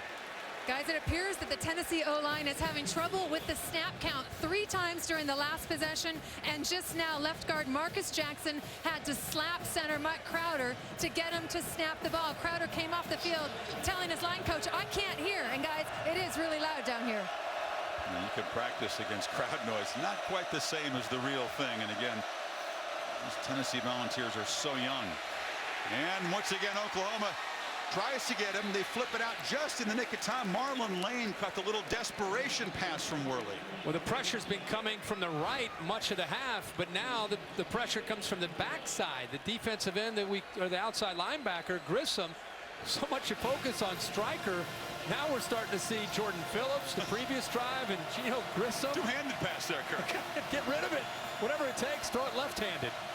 Inside of a minute before halftime, they need 7 on this third down. Tonight, I really think you just try to get in and be content down 20-7, especially on the road with this offensive line. They're letting the play clock wind down. Not a great deal of urgency at the moment. And they just hand it off to Hurd, who will not get the first down. So we'll see if Oklahoma spends a timeout to force a punt. Oh, yeah. Bob Stoops halfway out on the field calling a timeout. Which means now it's a different deal. Now you're talking about a quarterback with some experience and an offensive line. And I think Oklahoma, they're going to try to attack and try to get in field goal range.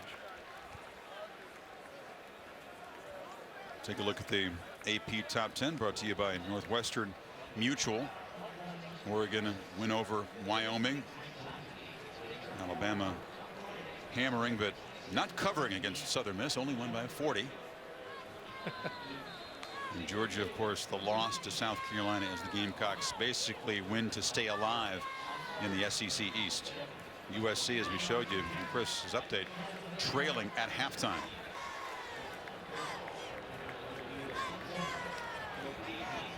So Sterling Shepard, see if he decides not to fair catch and create some good field position, give his offense something to work with 37 seconds before halftime.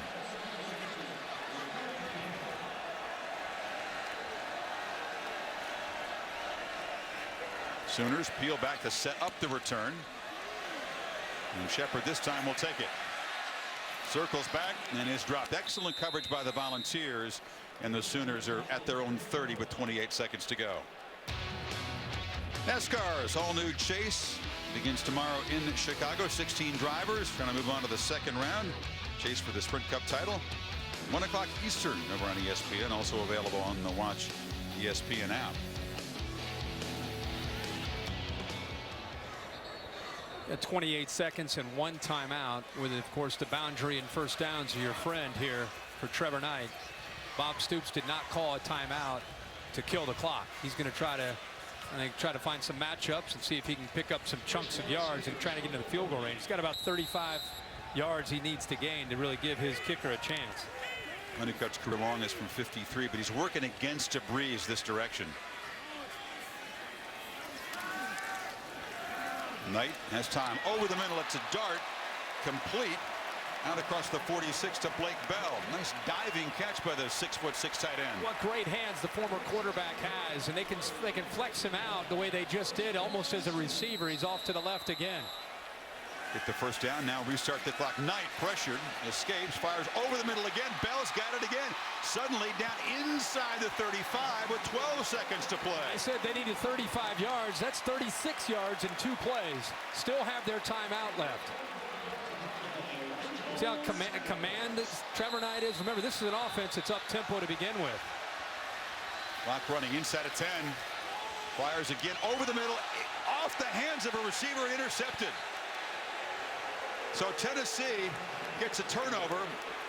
Ladero McNeil on the carom. Justin Coleman deflected it with 3 seconds to go. How about the play by Justin Coleman? The fans here in Norman thought that he got there a little bit prematurely, and pass interfered with the receiver. Oklahoma taking one more shot to try to get a little bit deeper. That's pretty close. I mean, I think the timing was pretty well. And how about the awareness to come up with this turnover for Tennessee? Great coverage by Coleman. Great reaction by McNeil. That came at him in a hurry. It did. So Oklahoma denied the long field goal attempt. Tennessee's defense comes up with its first takeaway of the half. Oklahoma stretches the lead back out to 13 with the late touchdown run from Keith Ford after that controversial non-fumble. But Tennessee hanging around. This young Volunteer team on the road, hostile environment. We'll have to get the Sooners off the field to begin the third quarter, however. Yeah, Butch Jones always talks about brick by brick. It's a process to build this program back up, and that was a first half. You know, they're down 13, but could have been a lot worse. They should be happy with where they are, and we'll see what happens in this second half. Stoops' offense come up with almost 300 yards and 4 sacks. Heather's got Butch Jones. Chris, thanks so much, Coach. Obviously very frustrated with the officiating staff. What is your frustration? Well, not really frustrated. Our kids are just playing exceptionally hard, and you know, we kind of were able to flip field position. We're behind field position all the first half, made a play, and we just need to keep hanging around versus a talented football team. And what were you just asking them about? What explanation did you get? Oh, that's between us. Okay. Coach, thank you. Okay. All right, Butch. I think we can guess. With a smile. Butch Jones keeping secrets. His team down 13. End of the first half. Stay tuned after these messages for the halftime report coming up. Welcome back to the Dr. Pepper Championship Drive Game of the Week. Welcome back to ESPN Saturday Night Football on ABC, presented by Wells Fargo.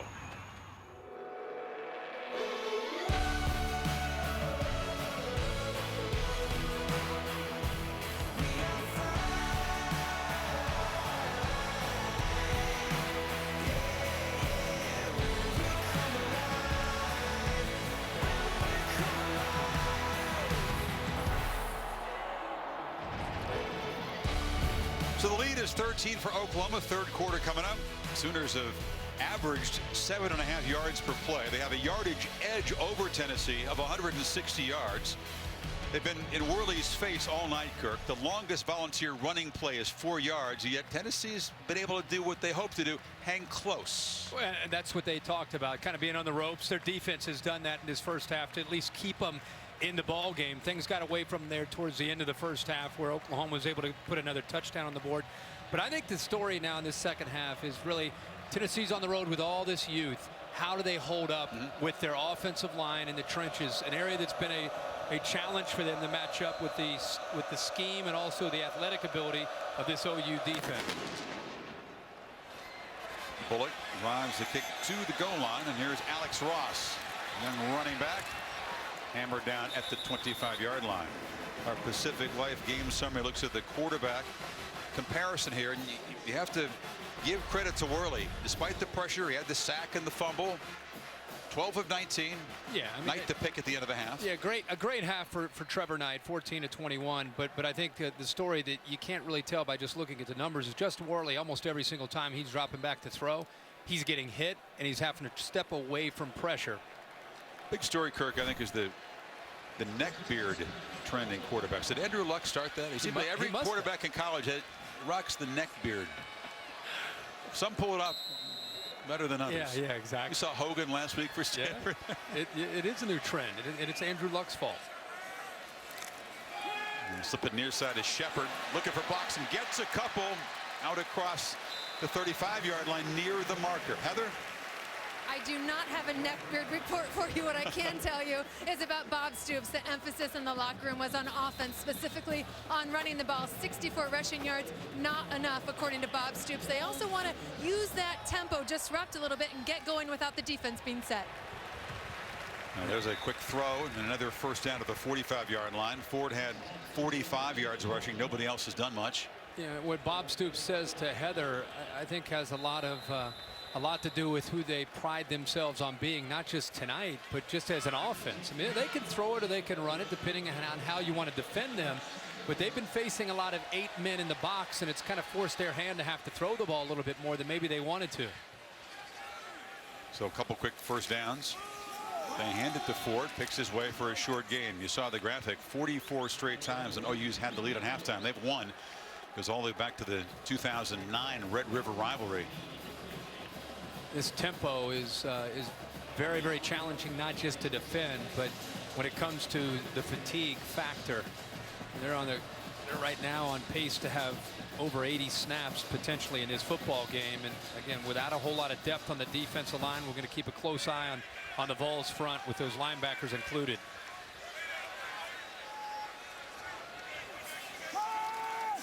Knight looks near side, flips underneath to Neal, and Durant Neal knifes at the secondary.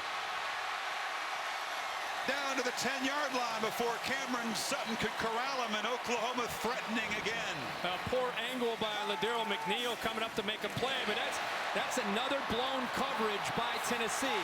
When they've given up some big plays, it's been because there's been some confusion, and that time there was confusion without a doubt with Cam Sutton and the safety coming over to help him to the 2-receiver side.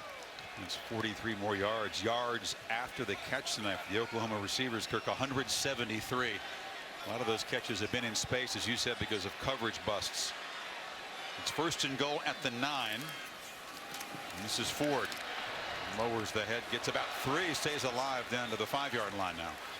And that was such an emphasis this week for the Tennessee defense, was yards after the catch, and they just had to do a better job of not giving up plays, explosive plays, if they wanted to come in here. Listen, this was not a game that Tennessee looked at and said, oh shucks, let's go in there and be competitive and get out of here with a moral victory.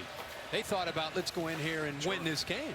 And so they still feel that way, but they've got to definitely do the little things, and they can't give up these busted plays. 1 second to go. Knight keeps it, gets the corner and dives for the end zone, and Oklahoma stretches the lead.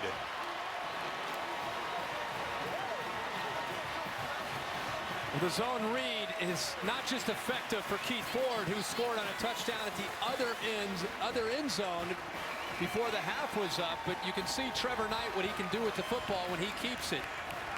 And a great block by Blake Bell, the former quarterback, sustaining his block and allowing Knight to have room to get into the end zone. So a touchdown drive late in the first half and quickly in the second, and suddenly it's a 20-point game. Well, they've been giving the ball quite a bit to the backs, and these outside linebacker defensive ends are collapsing down. Everybody comes down on Ford. Look at the block at the top by Blake Bell. That's a former quarterback doing a good job. But I'll tell you, Trevor Knight, he can hurt you throwing the football, but also with the quickness and acceleration when he has the ball in his hands.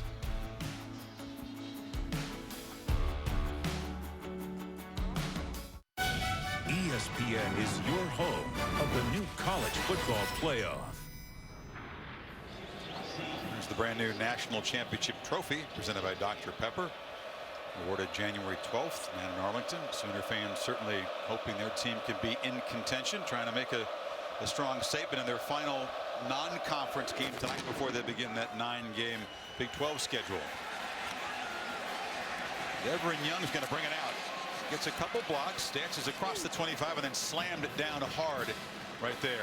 4 different guys have had sacks for Oklahoma tonight. Well, we focused a lot on Eric Stryker in the first half, and he was effective getting around the true freshman Coleman Thomas, leading the inside interior push to be able to come up with plays. Well, then they moved it back to try to help out Marlon Lane. Well, what happens when you move Marlon Lane out there is the big fellas make plays as well, getting a push to the middle. So this offensive line, we knew coming in they'd be challenged. They sure have, and I expect Mike Stoops to continue to turn up the pressure here to start this second half.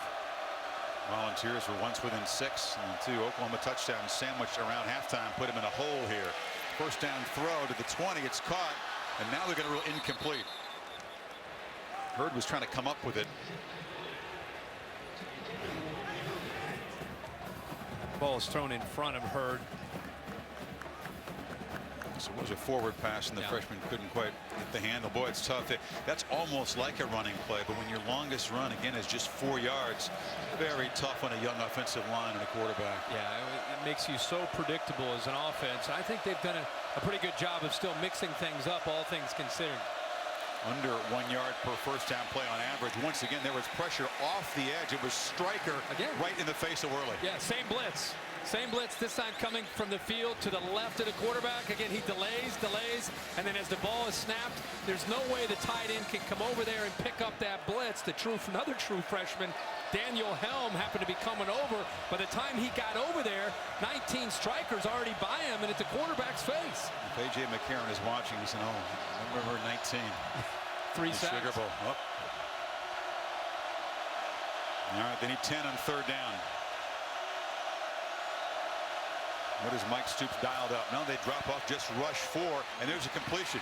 Nice catch across the middle by Alton Pig Howard, and they move the chains.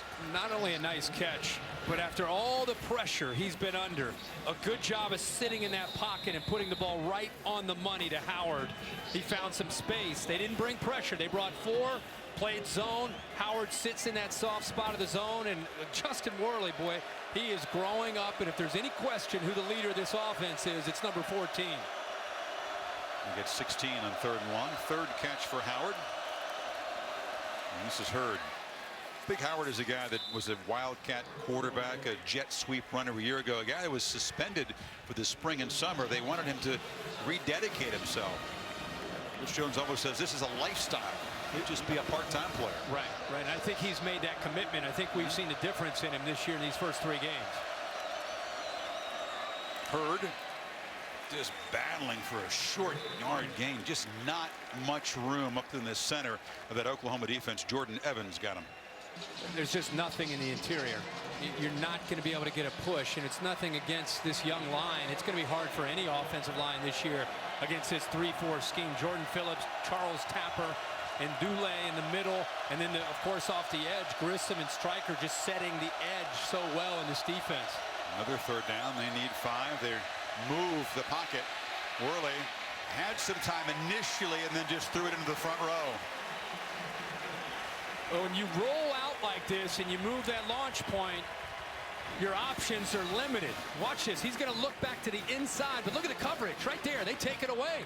So when you roll to your left, you've got 2 options. There's nobody there because of the coverage. There's nowhere for him to throw the football, so he's got to throw it away. Matthew Romar, the big 287-pounder, got in Worley's face late. And Tennessee's got to give the ball back to this Oklahoma offense, now down 20.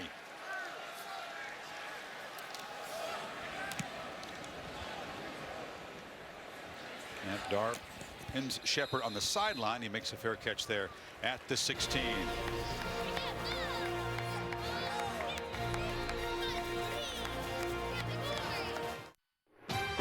Saturday Night Football, presented by Wells Fargo.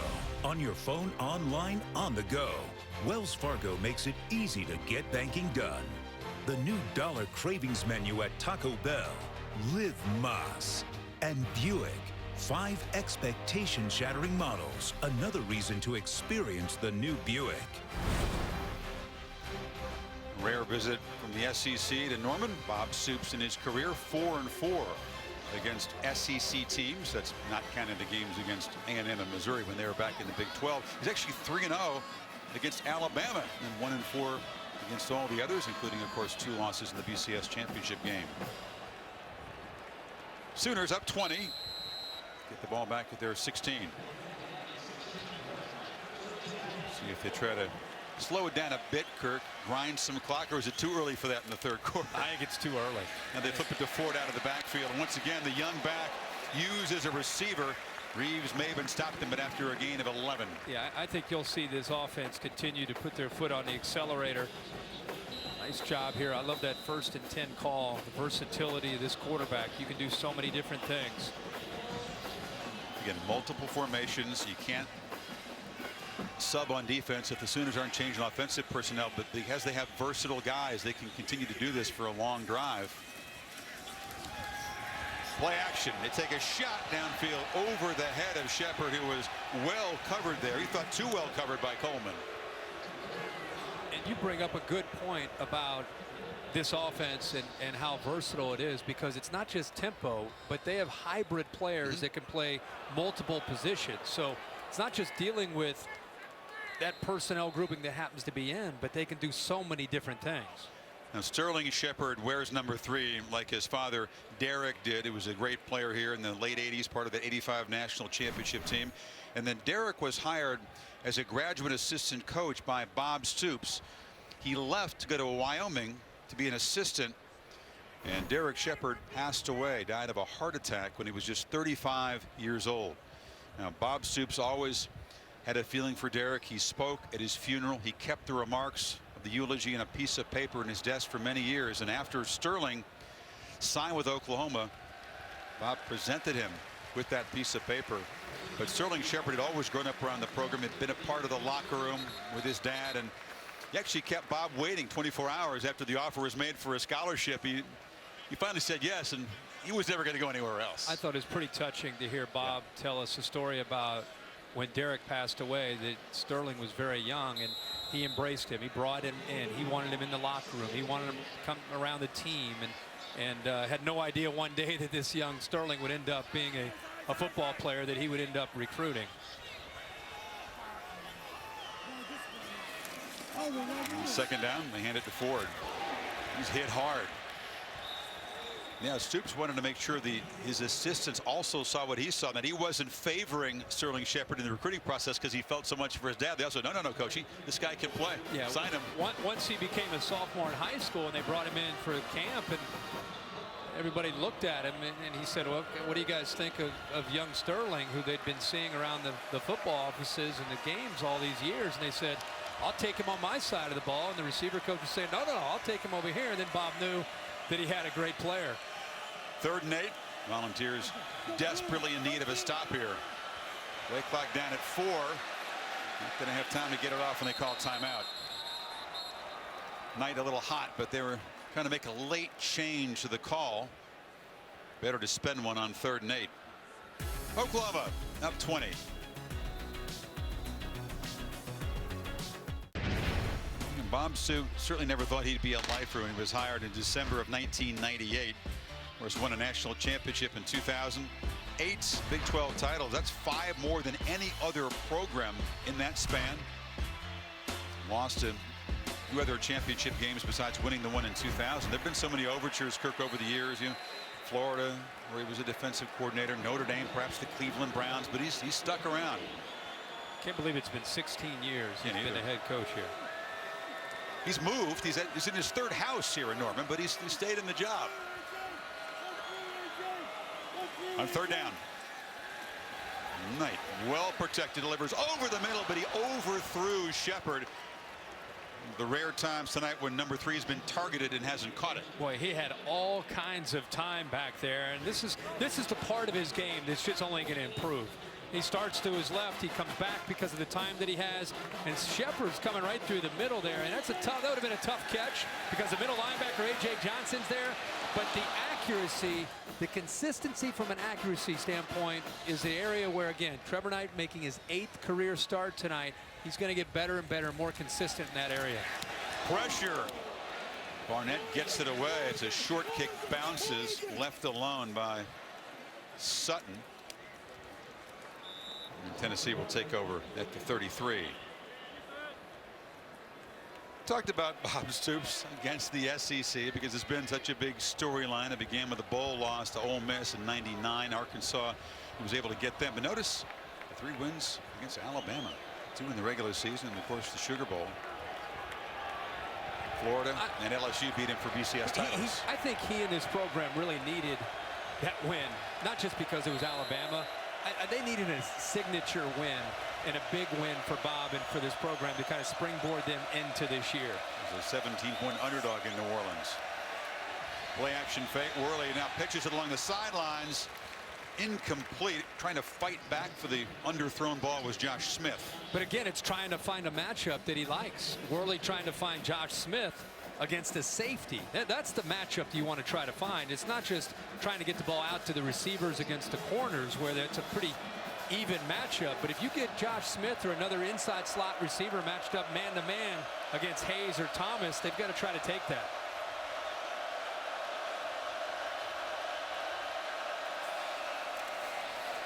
Pump fake, pressure again. Worley trying to stay alive, but he can't get away. Stryker and Quentin Hayes were there. Safety and the outside linebacker combining. It's the same blitz that we've seen, not just for Stryker coming, but also you're seeing Hayes coming off the edge. And again, you're dealing with a couple true freshmen on the right side of the offensive line, a tight end who's a true freshman. There are 3 true freshmen on that play on the right side of the offensive line trying to deal with the complexity of this Oklahoma defense and the pressure that they're showing them. It's the 5th sack, the 2nd for Hayes, who earlier forced the fumble. On 3rd down, pressure again. Stryker one more time, hitting the quarterback after the incompletion. Stryker is a great name for a guy who loves to come off the edge and hit somebody. No doubt. And here he is coming off the edge again. Coleman Thomas, that right tackle. He's saying, guys, they didn't move this fast last year on the high school field. Watch how quick he gets by him. I mean, Stryker is one of the more versatile players in the country. When you watch him, you look at him, you think he's undersized. He is. He's 220 pounds. He drops out in the flat. He blitzes. Offensive linemen cannot deal with his suddenness when he blitzes off of the edge. The effort, the energy is called the heartbeat of this defense. As you said, Kirk, much more than a pass rusher, although he does that very, very well. Here's the high punt taken by Shepard, a fair catch up near midfield, and midway in the 3rd quarter, Sooners back to work. Celebrating its 10th year, sponsoring the Good Hands Field Goal Nets, Allstate makes contributions to the participating universities' general scholarship funds for each field goal and extra point kicked. Since '05, Allstate's contributed more than $3.4 million in scholarship funds. Lonely Tennessee fan, middle of all that crimson. There's a Tennessee section here. He must have. That's not it. He must have missed out on that ticket. There they are. A few of them in the end zone. They don't get many visitor seats here in Norman, that's for sure. So Samaje Perine, the talented, physical, true freshman tailback, is behind Knight. And they give it to him. You can tell he is a load. He's the guy that was involved in that controversial non-fumble, which the replays officials looked at, ended up resulting in a touchdown for Oklahoma subsequently. His first carry since that play. Again, just continuing to rotate these backs in. You wonder later in the year if somebody will emerge as kind of the go-to guy. But here early in the year, all 3 getting equal opportunity to get their hands on the football.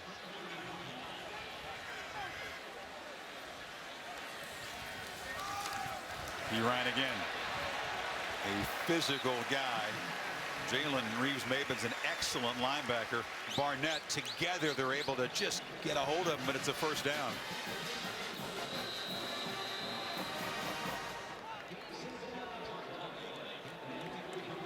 And this offensive line is a veteran group doing a great job of, when they run the football, of not only being able to hold their blocks at the point of attack on the defensive line, but they're also getting up to those linebackers now, trying to wear them down. Stoops told Heather he wanted more running in the second half, and we're getting that. This is a serious test, this possession for the Tennessee defense. Down 20. Knight checks to a throw, delivers over the middle. Blake Bell couldn't get his hand on it. Cameron Sutton was coming at him quickly. You know, that one he came off a little bit too quickly. To his right out to the field, he had 3 receivers, and Deron Neal cleared, and he was all alone underneath the Tennessee coverage. Would have easily picked up a first down. He actually was looking that way and just came off of it and decided, I don't know if he predetermined he wanted to throw that football or not. He threw into tight coverage when he had a wide open receiver. Ross in motion. The quarterback keeps it and slides down short of a first down. We need 4. You can see the quickness. Very quick first couple steps for Knight. We saw it on the touchdown run. Extra dimension of this offense. He's got such live legs, Chris. You know, when they motion it back out of the backfield and go empty, like so many of these offenses from today, you're going to see a quarterback who has quickness usually run the football, and that time he did. Blake Bell, of course, had power as a runner last year, but the quickness combined with the accuracy throwing. Sooners haven't had that in a while. This is Ross trying to get the corner. You see the speed. He's able to make a gain out of what looked like it was going to be a loss, but it's going to be 4th down. Yeah, 2 defenders trying to chase him down. Two outside linebacker defensive end type of players. Excuse me, Corey Vereen. He's got some quickness as a defensive lineman, but not quick enough to be able to chase down Alex Ross. Stoops thought about it for a second. They need 2 yards in this 4th down, and instead they're going to send out the reliable Michael Honeycutt. Career long is what, 53? Yeah, this is right at 53. And now Oklahoma's going to spend its 2nd timeout of the half.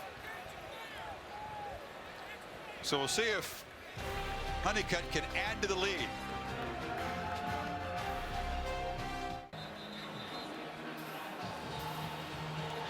Let's see if Bob Stoops changes his mind. Yeah, here comes the offense back out here on 4th and 2. So no field goal attempts. Would have been right at Honeycutt's career long. A breeze at his back. But Stoops will trust the offense here. Should be very deflating if the Sooners can move the sticks, keep this Tennessee defense on the field. They have to be beginning to wear down. Now Tennessee calling a timeout.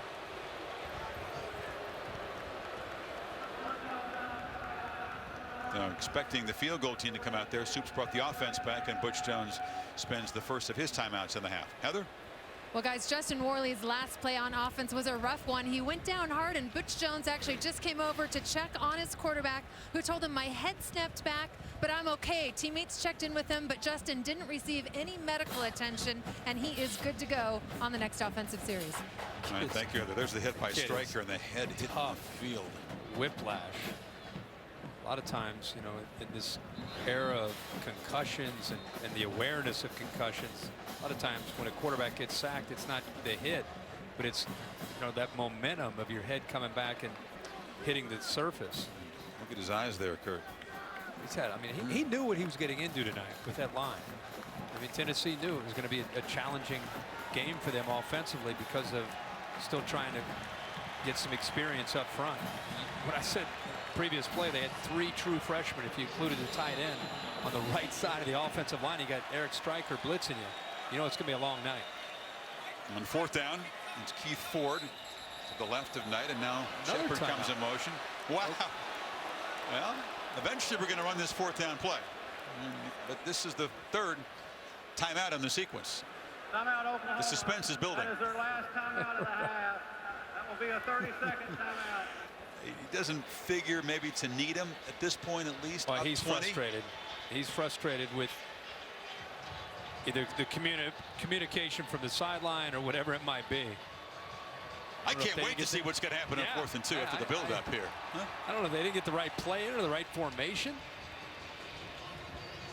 Or if Tennessee's going to raise them another timeout here. Why not? Let's make it 4 in a row. A little smile. For him, that's a huge smile during a game. All right, Coach, what do we got cooked up? Different look now to the formation after the timeout. It's Dimitri Flowers, the big 244-pound freshman to the right of Knight. Now they motion forward. And it's a shovel pass into traffic. It's incomplete. Incomplete. Well, they knew. Barnett got there. Chris, when Dimitri Flowers comes into the game, because he is such a good athlete as a fullback and he has such good hands, they motion forward out just to try to use as a decoy. Once he clears out, now you just got to lock in. You got to, you have a quarterback trying to stretch you horizontally. He's running just with the line of scrimmage, trying to bait you almost before he ditches it underneath to his fullback. But Tennessee's defense saw that coming the whole time with Flowers checked into the game, and that play really didn't have much of a chance after all that with the timeouts. After all that, Volunteers get the ball back, trying to cut into the lead here. 5:46 in the 3rd quarter. Tennessee defense has made some mental mistakes. You talked about the coverage busts occasionally, but all in all, even though they've given up 400 yards, it feels like they've done a decent job. They sure have. It could be a lot worse. They throw it far side. It's a low throw, and Heather's report there about Worley's head hitting the ground and just the way his eyes looked. It's 2 for his last 10 now. Well, Chris, it's not just that one hit. That was the hit was big. It's the culmination of just the entire game. 2.5 quarters now of getting pressured and getting hit on quite a few plays. But again, this kid is showing a lot of toughness tonight. And 2nd down, pressured again, backpedaling and just throws it away. Ndulaway and Mr. Stryker one more time in the area. Well, Stryker this time is picked up because Marlon Lane comes out to help out to the right. I'm sorry, Jalen Hurd's going to come out to help out with the blitz.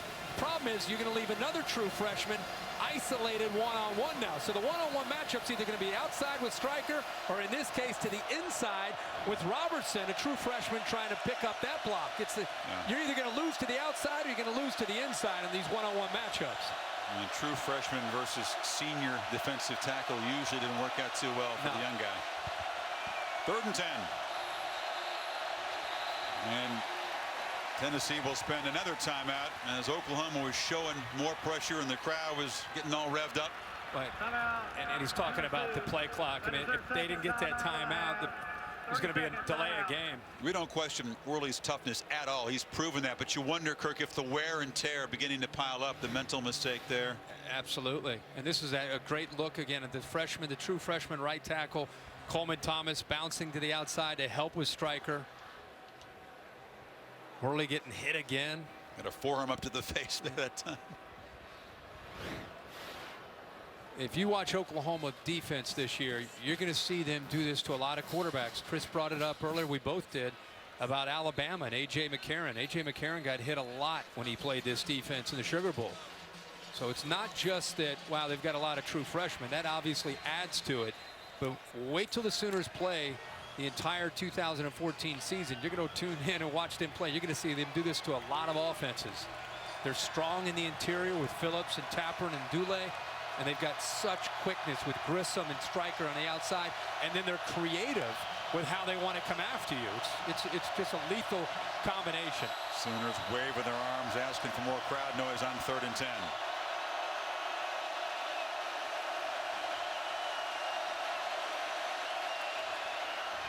Worley stands and delivers incomplete, a catchable ball across midfield, but Pig Howard couldn't come up with it. 4th down.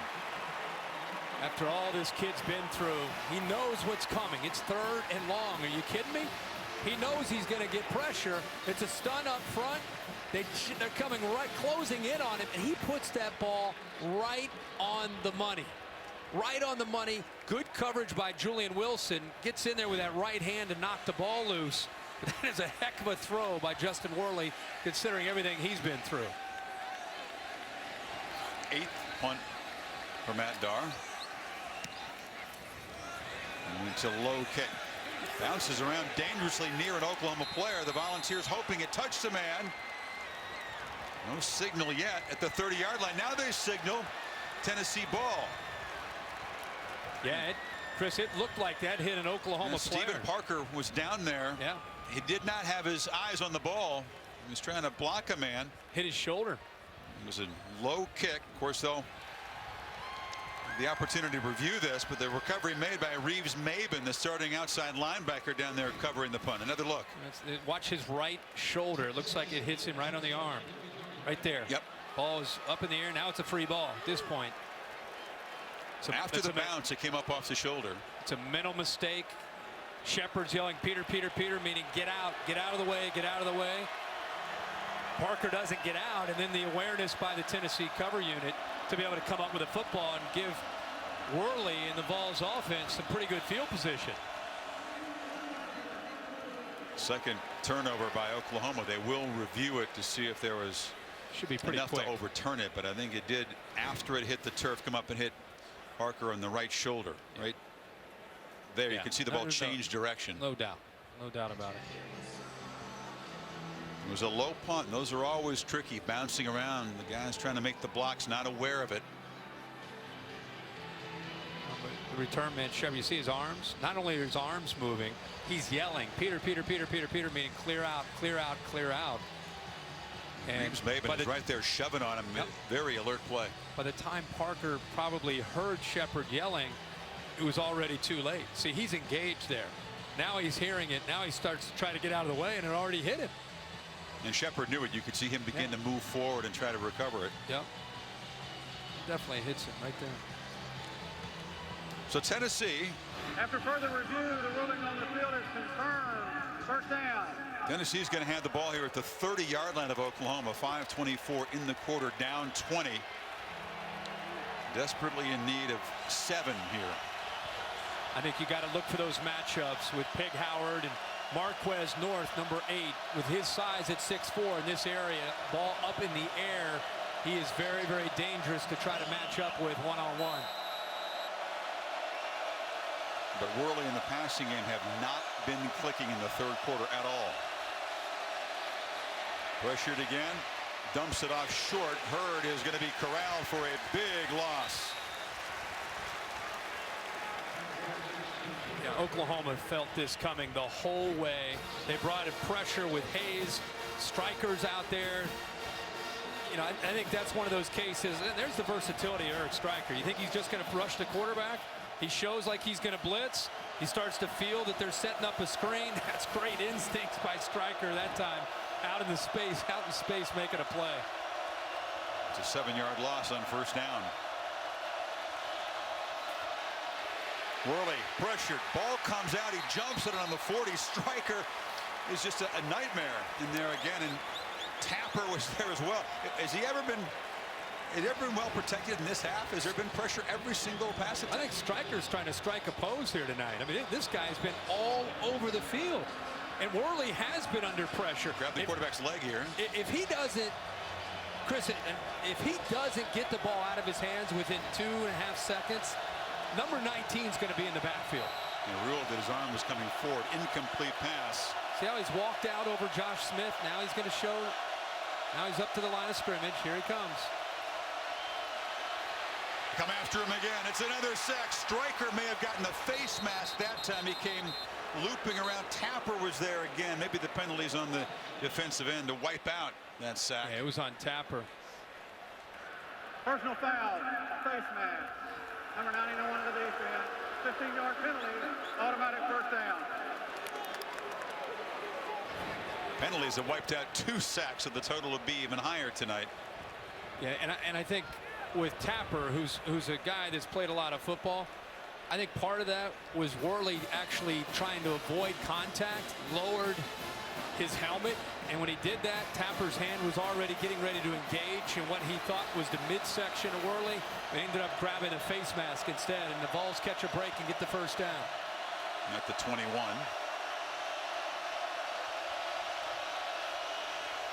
Worley gets to that quick left side. Catch made, and North fights inside the 10-yard line. So it's 1st and goal. See what happens when they don't pressure? Soft coverage. Worley's able to throw. Receiver gets a free release off the line of scrimmage. That's not the MO of Oklahoma. If Oklahoma, they walk up tight on these wide receivers and they bring pressure with Quentin Hayes, the safety, and Eric Stryker, that's where they've been able to disrupt the timing and the rhythm of Justin Worley. It's the 3rd catch for North, who's split out wide now. He is a very tough red zone matchup problem at 6'4", bottom of the screen. Sooners show pressure up the middle. Hurd moves forward for 3. Imagine the tempo and the pace of this game for Butch Jones as true freshman. The offensive linemen that are out there, we have 2 tight ends who are true freshmen. The running back you just saw run the football, Jalen Hurd, highly touted 5-star recruit that Butch Jones is able to lure into Knoxville. And imagine how fast this game is moving and how much they're growing up tonight before they get ready for SEC play. 2nd and goal. North in motion, takes it, but pursued and dropped for a loss. I understand what they're trying to do here with Pig Howard. It's just too fast a defense. The play took so long to develop. Once you see Pig Howard coming in motion, look how quick Stryker first gets his hands on him. Quentin Hayes is there, and there's 4 other jerseys there for the Oklahoma defense. They saw that before the play even started, where the football was going. They saw it on tape plenty. Yeah. That play the Volunteers. So it's 3rd and goal. All back at the 13. Worley rolls out. Came close to the line of scrimmage, throws it out of the end zone. And very close to crossing the line, try to get it to North in the back. So 4th and goal. He's trying to buy as much time as he could there, Chris.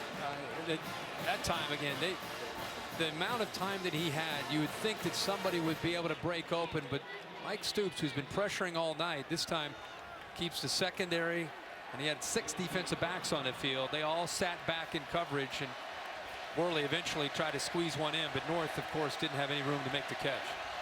So the true freshman, Aaron Medley, from 31 yards. What a shock, another freshman. Yeah, all over the place. Not what Tennessee wanted after the turnover on the punt. A 17-point deficit. Well, this has been a courageous display from Worley. Came out hot, good first half, but the pressure again and again and again hitting him time after time. And it takes a toll on a quarterback, not just physically, but I think emotionally, and the confidence that you want to have. Justin Worley knew the entire week what he was going to face tonight, and now he's living it. And I'll tell you, if you're a Tennessee fan and you're watching this game, you got to be incredibly proud of what you've seen from your quarterback, and a guy that's still trying to establish himself as the guy. I think he's taken some huge steps tonight as the leader of this offense. One thing that hasn't helped them, Volunteers haven't been able to run the ball at all. Obviously, when you got all that speed on the edge, what teams try to do in this conference against Stryker is run right at a guy like that. What have you seen overall from OU's defense looking forward? Speed, deception, power, versatility. This is, I think, one of the best defenses in college football. I really do. I think Mike Stoops has a defense that he changed the scheme last year. They're in their 2nd year now running. I think they understand it better. I think they're attacking. They're very sound, even though they're aggressive. So there's a lot to like about this defense as they move forward, getting ready for Big 12 play. It was a short kickoff. Coming up the field, it is Alex Ross. Picks his way, still alive, trying to fight forward, wrestled out finally about the 28-yard line. Major League Baseball coming down to the wire. Enjoying ESPN tomorrow night. The Orioles taking on Derek Jeter and the Yankees, the captain in his final season, presented by Taco Bell. 8 o'clock Eastern, also on the Watch ESPN app. So certainly for Tennessee, 3 points not what they needed. Cut into the lead. Now 17 points as Oklahoma goes back to offense.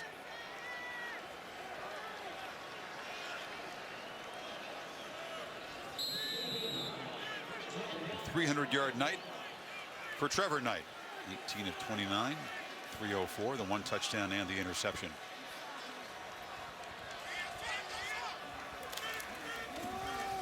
There's the handoff inside. Here's Keith Ford for a short gain. Is that zone read again? And, you know, it's option football when you defend that, which means discipline, assignment football. It's so easy to kind of start to cheat down on Keith Ford because he's starting to pick up some big yards. And when you do, just when you start to cheat too much, Trevor Knight's going to pull it around the corner.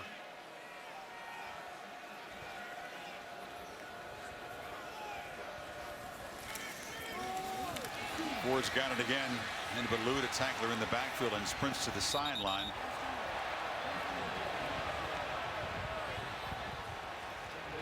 It's Danny O'Brien who is out in the edge there. Good boy. Yeah, pretty good effort there by Danny O'Brien. These guys are holding up there against this tempo offense, and because they're slanting so much, occasionally they're slipping by and hitting a crease within that offensive line and shooting a gap. On third down, the Sooners just 3 of 9. That's an incompletion over the head of Duron Neal. That's one thing that Soups and the offensive staff won't love about tonight's game. They haven't been very efficient on third down at all. Yeah, 30%. That's not good at all. I mean, and that's something that Tennessee, they talked that they have to have an ability to get Oklahoma off the field. If you take away the miscues, the kind of blown assignments for this defense where they've given up some big plays and touchdowns, we've said it all night long. You've got to give Tennessee a lot of credit for the way their defense has hung in there and given themselves at least a chance to try to get back in the game. Jed Barnett, they come after it. Just get it away. And it's Cameron Sutton calling for a fair catch at the 32-yard line. Second one in a row. Yeah. They almost got. Well, stay tuned after the game, except on the West Coast, for your late local news on most of these ABC stations. Over on ESPN Sports Center, around the highlights of the day in sports. Some surprises again in college football.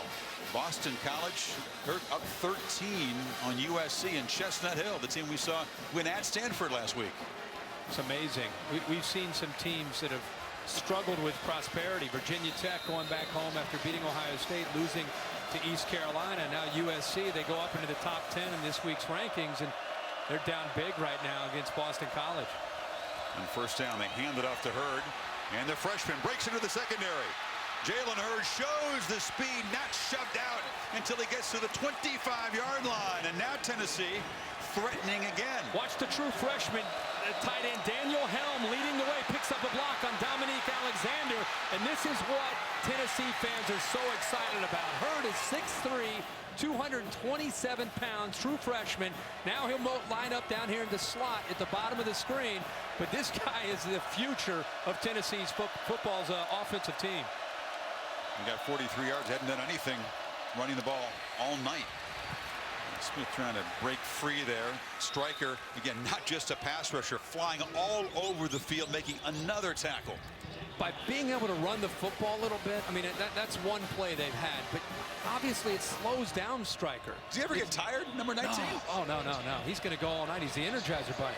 But they don't have to respect the running game until that play, so it allows them to just pin their ears back and attack Worley in this offensive line. It's a nice run by Hurd. Maybe it can slow down Oklahoma's defense a bit. They rush 4, and Worley does have time. Takes a shot to the end zone. Throws it into good coverage. A battle for the football. And Zach Sanchez comes up with it. He won the battle against Jason Kroom.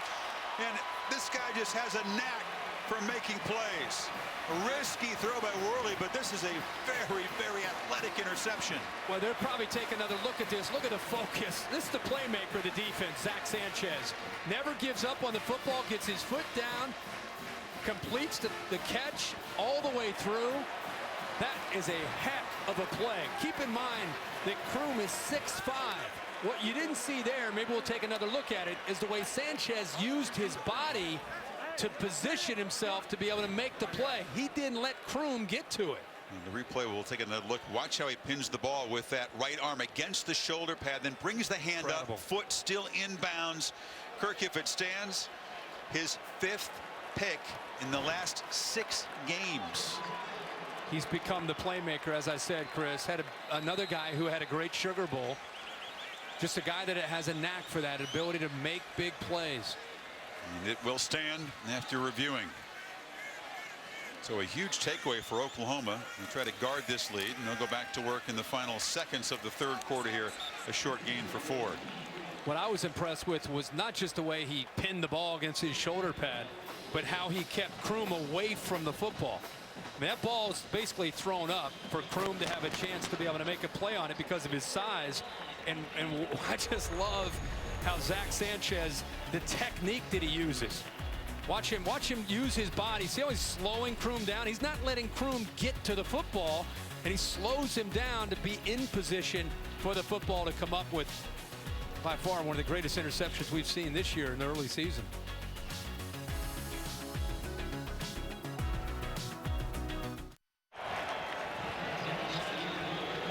Start of the fourth quarter here in Norman. Sooners protecting a 17-point lead. And got it deep in their own end, 2nd and 9. Knight had missed in his last 5 passes, but a short completion here, and will set up 3rd down. Oh, Rocky Calmus. Remember him, the Sooner linebacker? There was a time when he was chasing down ball carriers. Now he comes out of the smoke here. Fired the folks up between the 3rd and 4th quarter. Into the 3rd quarter. He was fired up, man. He was ready to go. Give him some shoulder pads.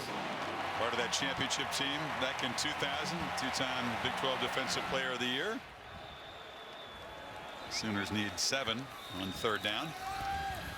Knight fires over the middle, incomplete. Tried to get it to K.J. Young. No flag. Knight was hit by Owen Williams after the throw. Yeah, Jordan Williams has done a nice job, and Owen Williams comes in more athletic when they get to 3rd down. Now Oklahoma just 3 of 11 on 3rd down. So they're winning this game and control this ball game, but they're going to have a lot of work to be able to show these players about being able to execute and give themselves a better chance of picking up 1st downs. If you're going to run tempo, you've got to be able to convert at a higher rate on 3rd down. That's the whole idea behind that, is keeping a defense on the field to wear them down. Knight has missed on 6 of his last 7 passes. Here's the punt, fielded, and a spin away as Sutton covered at the 38. To Chris Cotter for an update. All right, Chris, time for the Dr. Pepper conference update. The Pac-12 favorite in trouble, but fighting back. Cody Kessler, the easy pitch and catch with Nelson Aguilar here. Trojans down 6, but BC has possession. About 4 minutes left to go in this one, Chris. Top 10 team in trouble on the road. Keep an eye on that one. Thank you, Chris. See the impact that Oklahoma pressure tonight. And Striker off to the right. And hand it to Marlon Lane, who dives forward to the 45-yard line. That's going to drive Mike Stoops crazy. Striker is a great player, but you know, the last couple series we've seen Tennessee have just nowhere to go. You see how frustrated he is. You'd think he's down 27-10, but they haven't been able to run much at all tonight. In the last 2 series, these backs have had a little bit more room. Worley pitches it, and it's a screen, and a tackle made at the 1st down marker again by Striker. You think Striker's going to blitz, right? He's going to try to get in there, and here he comes. All of a sudden he sees the quarterback's going to get rid of the ball. He's not going to give up on the play. He's going to chase down the receiver. Smith did get the 1st down. Yeah, but I just think it's this attitude. He really represents this Oklahoma defense with a relentless attitude.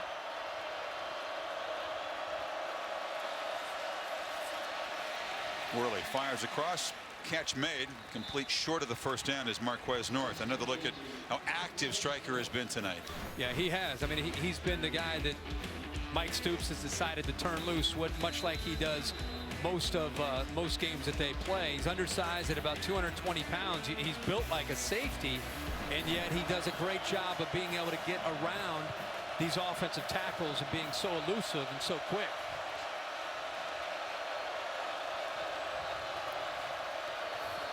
Worley on 1st down, runs out of time, and throws it incomplete. Josh Malone took a detour on this play. I don't know if he didn't expect to be in the route, because the quarterback, as he dropped back, Worley's looking to the play side to the right, and nothing was there, so he turned back to try to get the ball thrown out before he's going to get sacked, and Malone was just kind of running down the field. Again, another true freshman for the Tennessee offense out of the field. How many times have we said true freshman tonight for Tennessee? 100.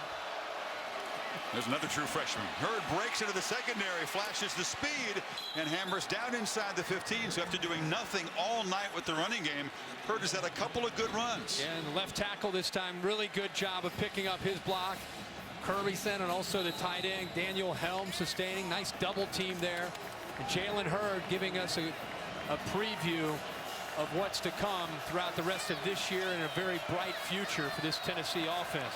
There's two big runs, Kirk, and Hurd is within 5 yards of 100 yards tonight, averaging almost 8 yards a carry. Hurd and Marlon Lane in the game.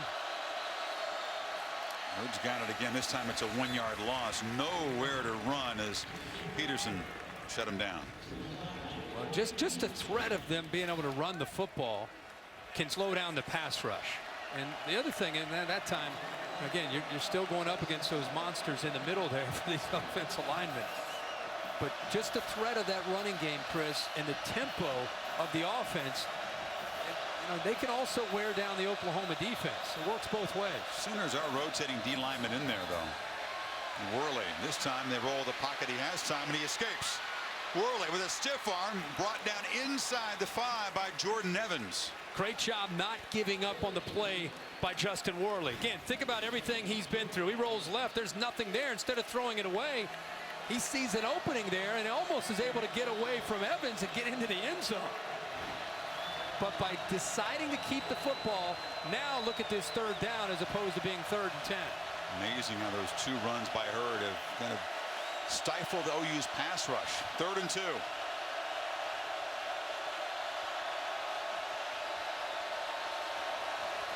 Worley zips it across the middle into traffic, and it's intercepted by Julian Wilson. Wilson with a convoy gets a block and takes it end to end.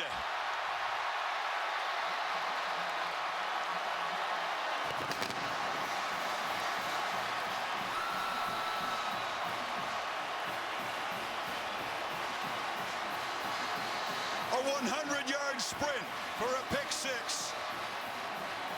Well, Wilson makes the play, but Jordan Evans caused it.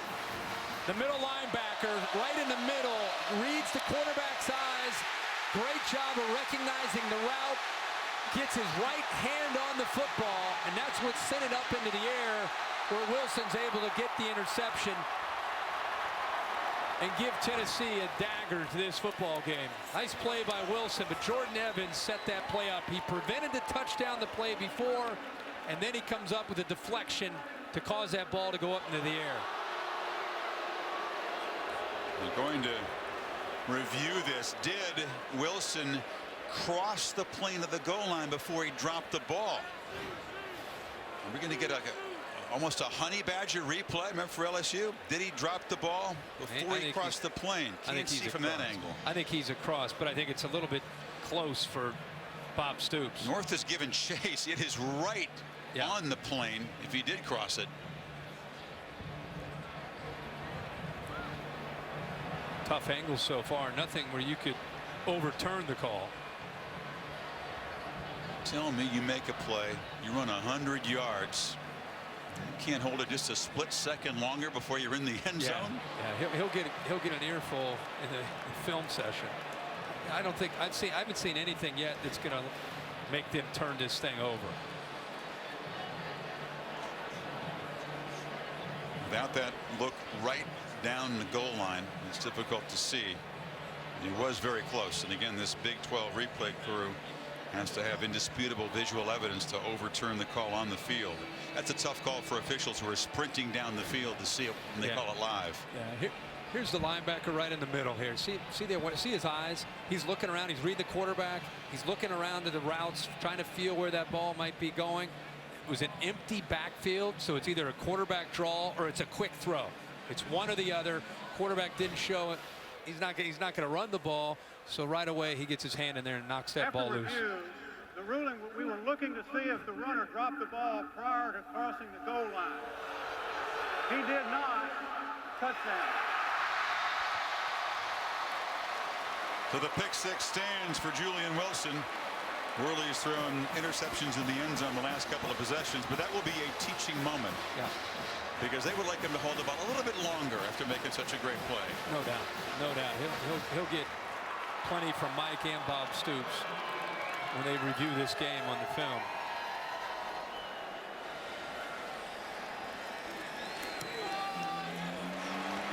Honeycutt adds the PAT. And Oklahoma's defense comes up with a huge play. Julian Wilson from one goal line to the other, barely with the football.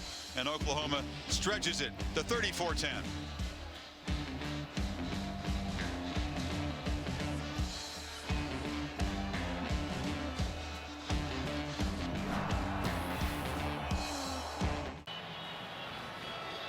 See Keith Ford, the sophomore running back, limping to the locker room. But Julian Wilson with the second 100-yard interception return in Oklahoma history. Got to go back to Al Needs, Kirk, in 1945. Complete match by Wilson just now. Kickoff bounces through the end zone.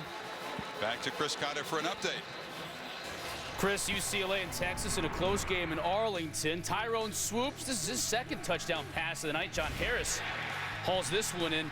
Brett Hundley exited this game with an elbow injury in the first half. Horns by 4 late.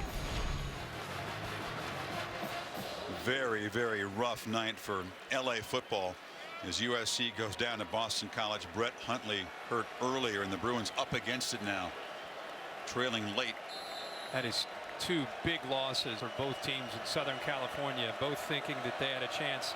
They're still, thinking about trying to get to a playoff. They're struggling in non-conference play. As Jim Morris Sr. once said, playoff. Talking about playoff.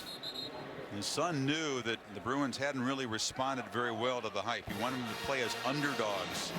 Easier said than done. But UCLA, is that some heroics there by the Bruins late in Arlington?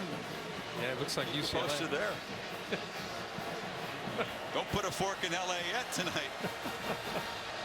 2nd and 6 after the 4-yard gain.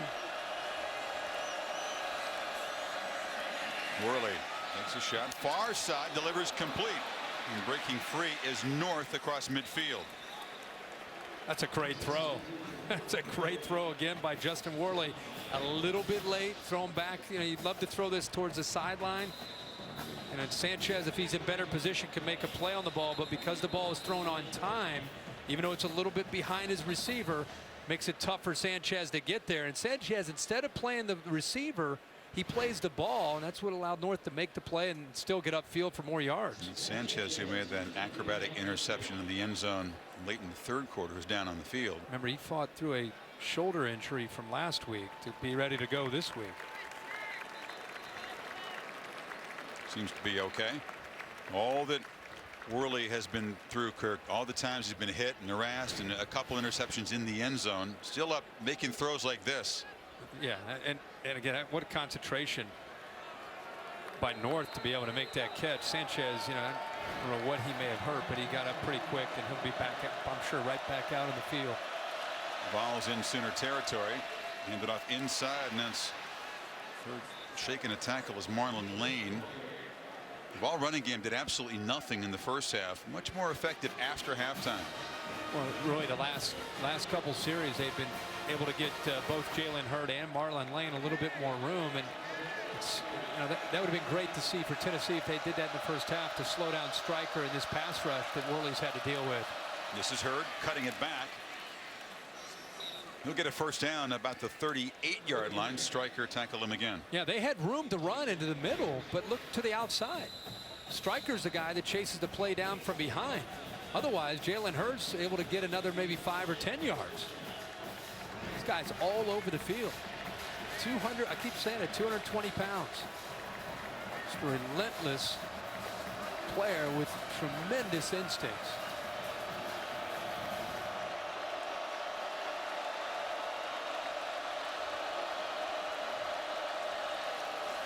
First down throw from Worley. Fires far side. North broken up. Well defended there. It's like Jordan Thomas, freshman for Oklahoma that time out there.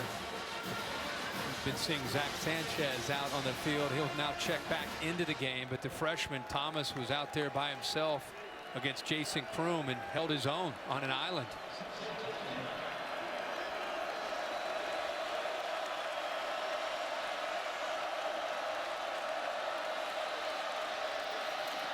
Early on second and now, fires far side again. Once again into traffic looking for North. It'll be 3rd and 10.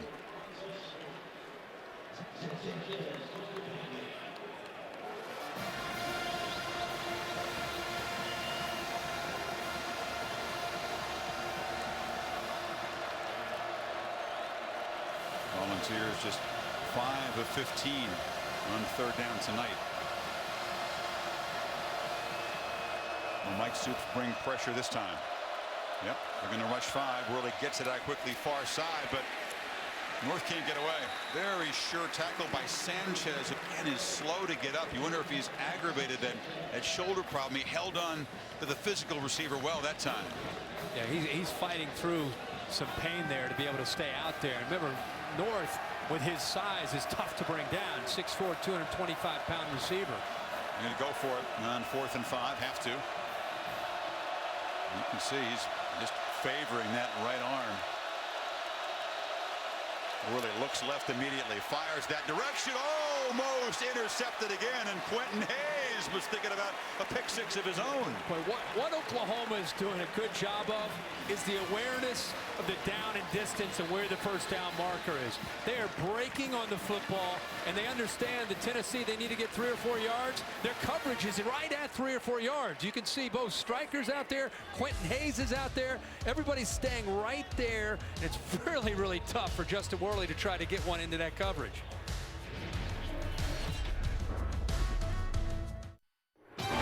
Saturday Night Football, presented by Wells Fargo. Brought to you by Pacific Life. For insurance, annuities, and investments, choose Pacific Life, the power to help you succeed. Ford, beautiful things happen when you go further. And Gatorade. Gatorade knows it all begins within. Win from within. Crystal ball from the 2000 BCS championship team. Bob Stoops, very intense as he tries to get to 89-5 at home. Year 2 won that championship. This is Perine, the physical freshman. They're trying to rip the ball out as they tried to do earlier when he barely held on to possession. But with Ford now out of the game, he went into the locker room. Now, obviously, Ross and Perine will have to carry the load the rest of the way. Ross is more of a slender, more explosive back, number 28, and Perine, who's in, is a more physical, true freshman who can pound it between the tackles.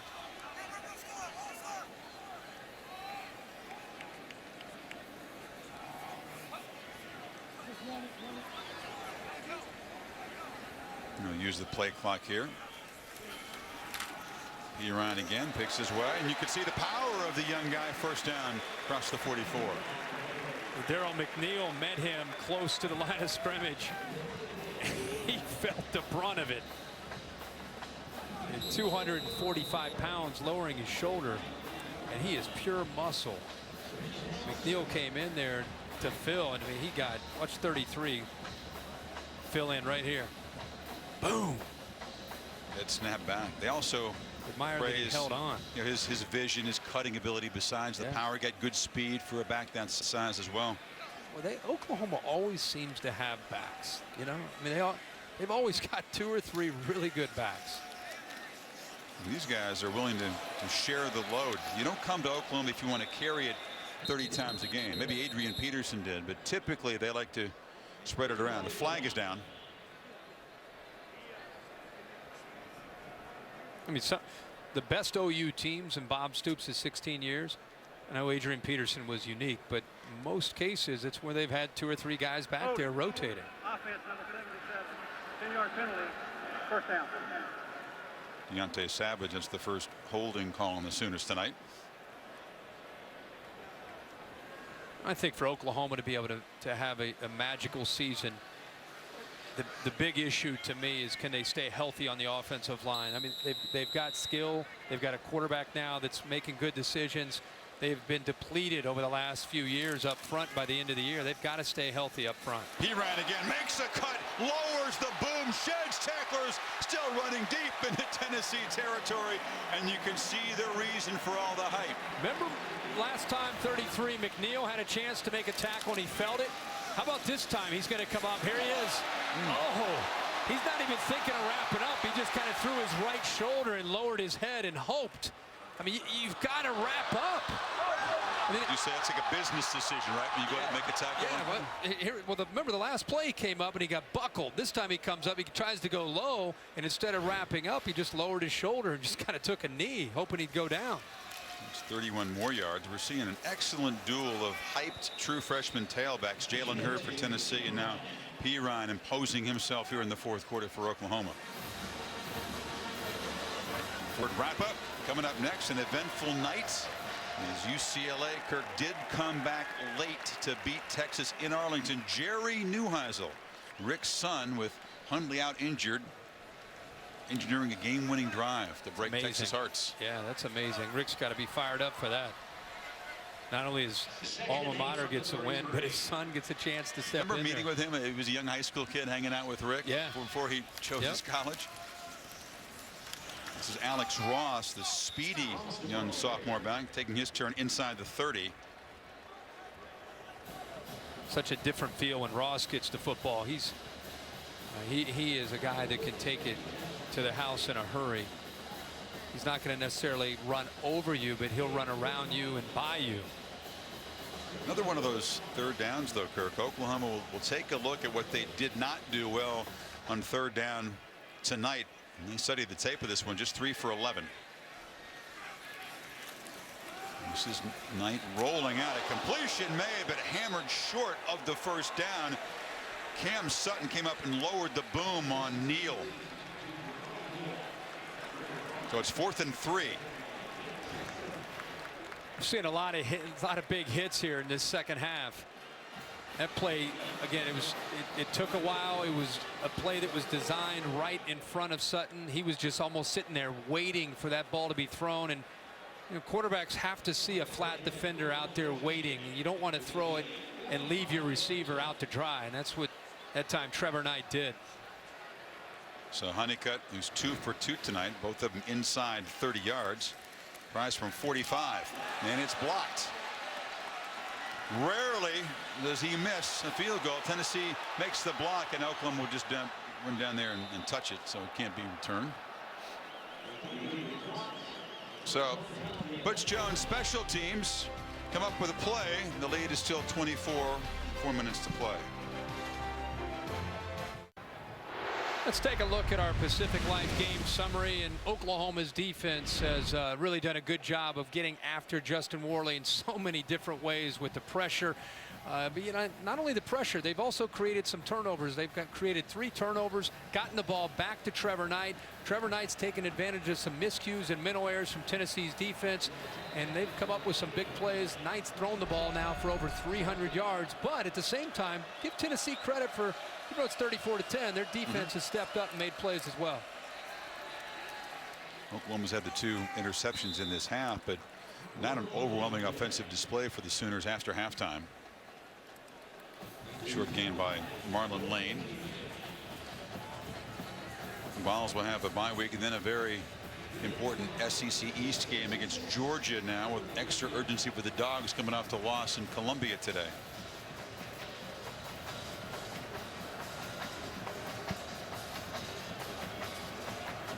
The game will be between the hedges after a bye week next week.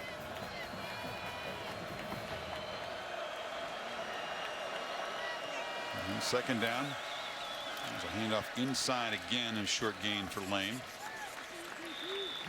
No, this isn't just about this game tonight for both of these teams. It's about what you can do tonight to compete, and in Oklahoma's case, you win. You try to learn from it, and you try to get better. Obviously, there's plenty of room for Bob Stoops' bunch to improve, especially on the offensive side of the ball. And if you're Butch Jones, you're looking at this again. They didn't come in trying to have a game where they walked away saying, "Hey guys, good try, moral victory." They wanted to come in and win this game, so they're disappointed. But at the same time, I think they learned a lot about themselves and where they can continue to grow with this young football team, one of the youngest you'll see in the SEC. There's another carry for Lane on 3rd down. He's near the marker at the 38. Oklahoma, meanwhile, doesn't play another home game until mid-October when Kansas State comes in. They go to West Virginia, to TCU, and then have the Red River game in Dallas on the 11th. So a long drought between home games, and they'll dive into that 9-game conference schedule. Tennessee is short of a first down, and the punt team is out there. With as good as their defense is, they're going to be really, really tough to beat this year. I mean, there's a reconsider. Butch had the punt team out there. Now Worley and the offense are back out there. And they did call it a first down, so they changed the call, and the offense stays out there. It's just in. That was a late. Very late. They had the 4th down on the mark. Yeah. Approaching the final 2 minutes. And they're just feeding Lane here late in the ball game. I was going to say, I just think Oklahoma, this team, we've watched these guys pretty closely for the last 15 or 16 years. They've got a different feel about them, and I think the Sugar Bowl win was really key in creating confidence. But I just think they've done a great job of recruiting guys that kind of are Oklahoma type of guys, gritty, tough guys. Striker's a great example of that. Grissom's a great example of that. These guys are playing as a team. This defense, because of how consistent and relentless they are, it'll be fun to see how far they can take it this year. Well coached, athletic, and a bunch of guys in that defense that have a playmaking knack. We've seen Sanchez and Wilson make huge interceptions in the second half here. Lane again tries to break free. Another first down up near midfield. And the clock ticking down. Minute 10 to go. And on the other side, I mean, Butch Jones in his last year, he signed 32 recruits. National letter of intent. He's already, I think he has room for 3 or 4 more. He's out on the trails doing very, very well already. With all the verbals, they're going to sign 25 or 26 again next year. So the future is bright. It's just trying to take baby steps with a young team like this when you go into this kind of environment, or when they go into the SEC in tough environments, and trying to continue to grow to try to win this year and not wait for the future. Now they desperately want to make a bowl game after a succession of 3 straight 5 and 7 seasons. They figure it's to be tough in Georgia. I mean, who knows? But if they're 2-2, they'll have their chances. And Oklahoma, meanwhile, Kirk, winning by 24. Do they make a strong enough statement that this is truly an elite team and should be considered a playoff contender? Yeah, absolutely. As long as you play defense the way Oklahoma plays defense, you're a legitimate team. I just think they got to continue to be dominant on the other side of the ball to become a complete team. So 5 sacks, 3 takeaways, and Stoops' defense huge tonight. There you go. Tampa, Florida in the building. Yeah, sure is. The Floridian Eric Stryker celebrating. He's excitable. And an exciting period. Let's get into Heather with Coach Stoops. Chris, thanks so much. Coach, congrats on the win. Now, you came in unbeaten, but some would say unproven as well. What did your team show you tonight? We made some improvement. We still, it's young. We're still young in the season. It's only the 3rd game. We've got a lot we can be better at, and that's what we'll keep pushing for. It's you try and build through the year. Oklahoma seems to always pride itself on its defense. What did you think about the way that your defense performed tonight? I thought they were incredible. We let the punt hit us in the back to give them field position, and then we were out of another series with we got an offsides that gave them another chance. But other than that, we played fabulous. They got great pressure to the quarterback all night, really eliminated the run game, and did what we needed to. Coach, up in the booth late in the game, there was a lot of talk about how this Oklahoma team just feels a little bit different. In your mind, what makes this team special and unique? Well, we're working on it. I love the team, their character, their attitude. all of it. We got great leaders like Trevor, one of our captains. We got a great team as far as our attitude, work ethic, all of that. Now we just got to keep getting better. We've got to keep improving in technique and fundamentals and try and build to be better every week. Coach, congrats on it. And Trevor Knight certainly showing a lot of confidence out there. You are the guy this year. Last year split some time with Blake Bell. How has that helped your confidence, really knowing that this is your team? It's been huge. And, going into the offseason, kind of being that guy was big, kind of getting the guys going around me. And I think it shows out here. This was a big win for us. SEC coming into town, it was big for us, big win. Yesterday we talked, and you told me that your goal was really to stay calm and stay relaxed out there. How were you able to do that against a team that a lot of people thought might give you a bit of a challenge? I think it was in the locker room beforehand. We were all calm, relaxed, ready to go, and then we came out and played fast again. Got the field goal there early, but then got on them pretty quick. That's what we try to do every week, and it proved strong here. And how can a win like this really send a message and set the tone for what's to come the rest of the season? Well, it was a big game, nationally televised game. It was big for our program. The fans came out and did an excellent job, and then just the way our defense played, the way we played early, it was pretty good for us. It was good indeed. Thanks, Trevor. Thank you. Back to you guys. 9 Big 12 games coming up. The next 3 are away from home. He had a 308-yard game, but they don't convert a third down after halftime, so there's plenty to work on for that Oklahoma offense. And I think that's what Bob Stoops was telling Heather, is that, hey, it's a solid win. I mean, you win 34-10, you feel good about it. But the great news is they can get better in every phase of the game, special teams and offense especially, and the defense. As good as they look, they'll still continue to get better. So I think for Tennessee, they also get back to the drawing board, learn a lot from some of the mistakes, and see what they can do as they get ready for conference play. Every opponent will have to deal with number 19, Eric Stryker, and that Oklahoma defense as Zach Sanchez and Julian Wilson made picks in the end zone. Wilson took his 100 yards. 34-10 is the final. Oklahoma next Saturday night on ABC. We're in Tallahassee to see Clemson take on number 1 Florida State. Now it's time for the Ford wrap-up. Let's check back in with Chris Cotter. Thank you.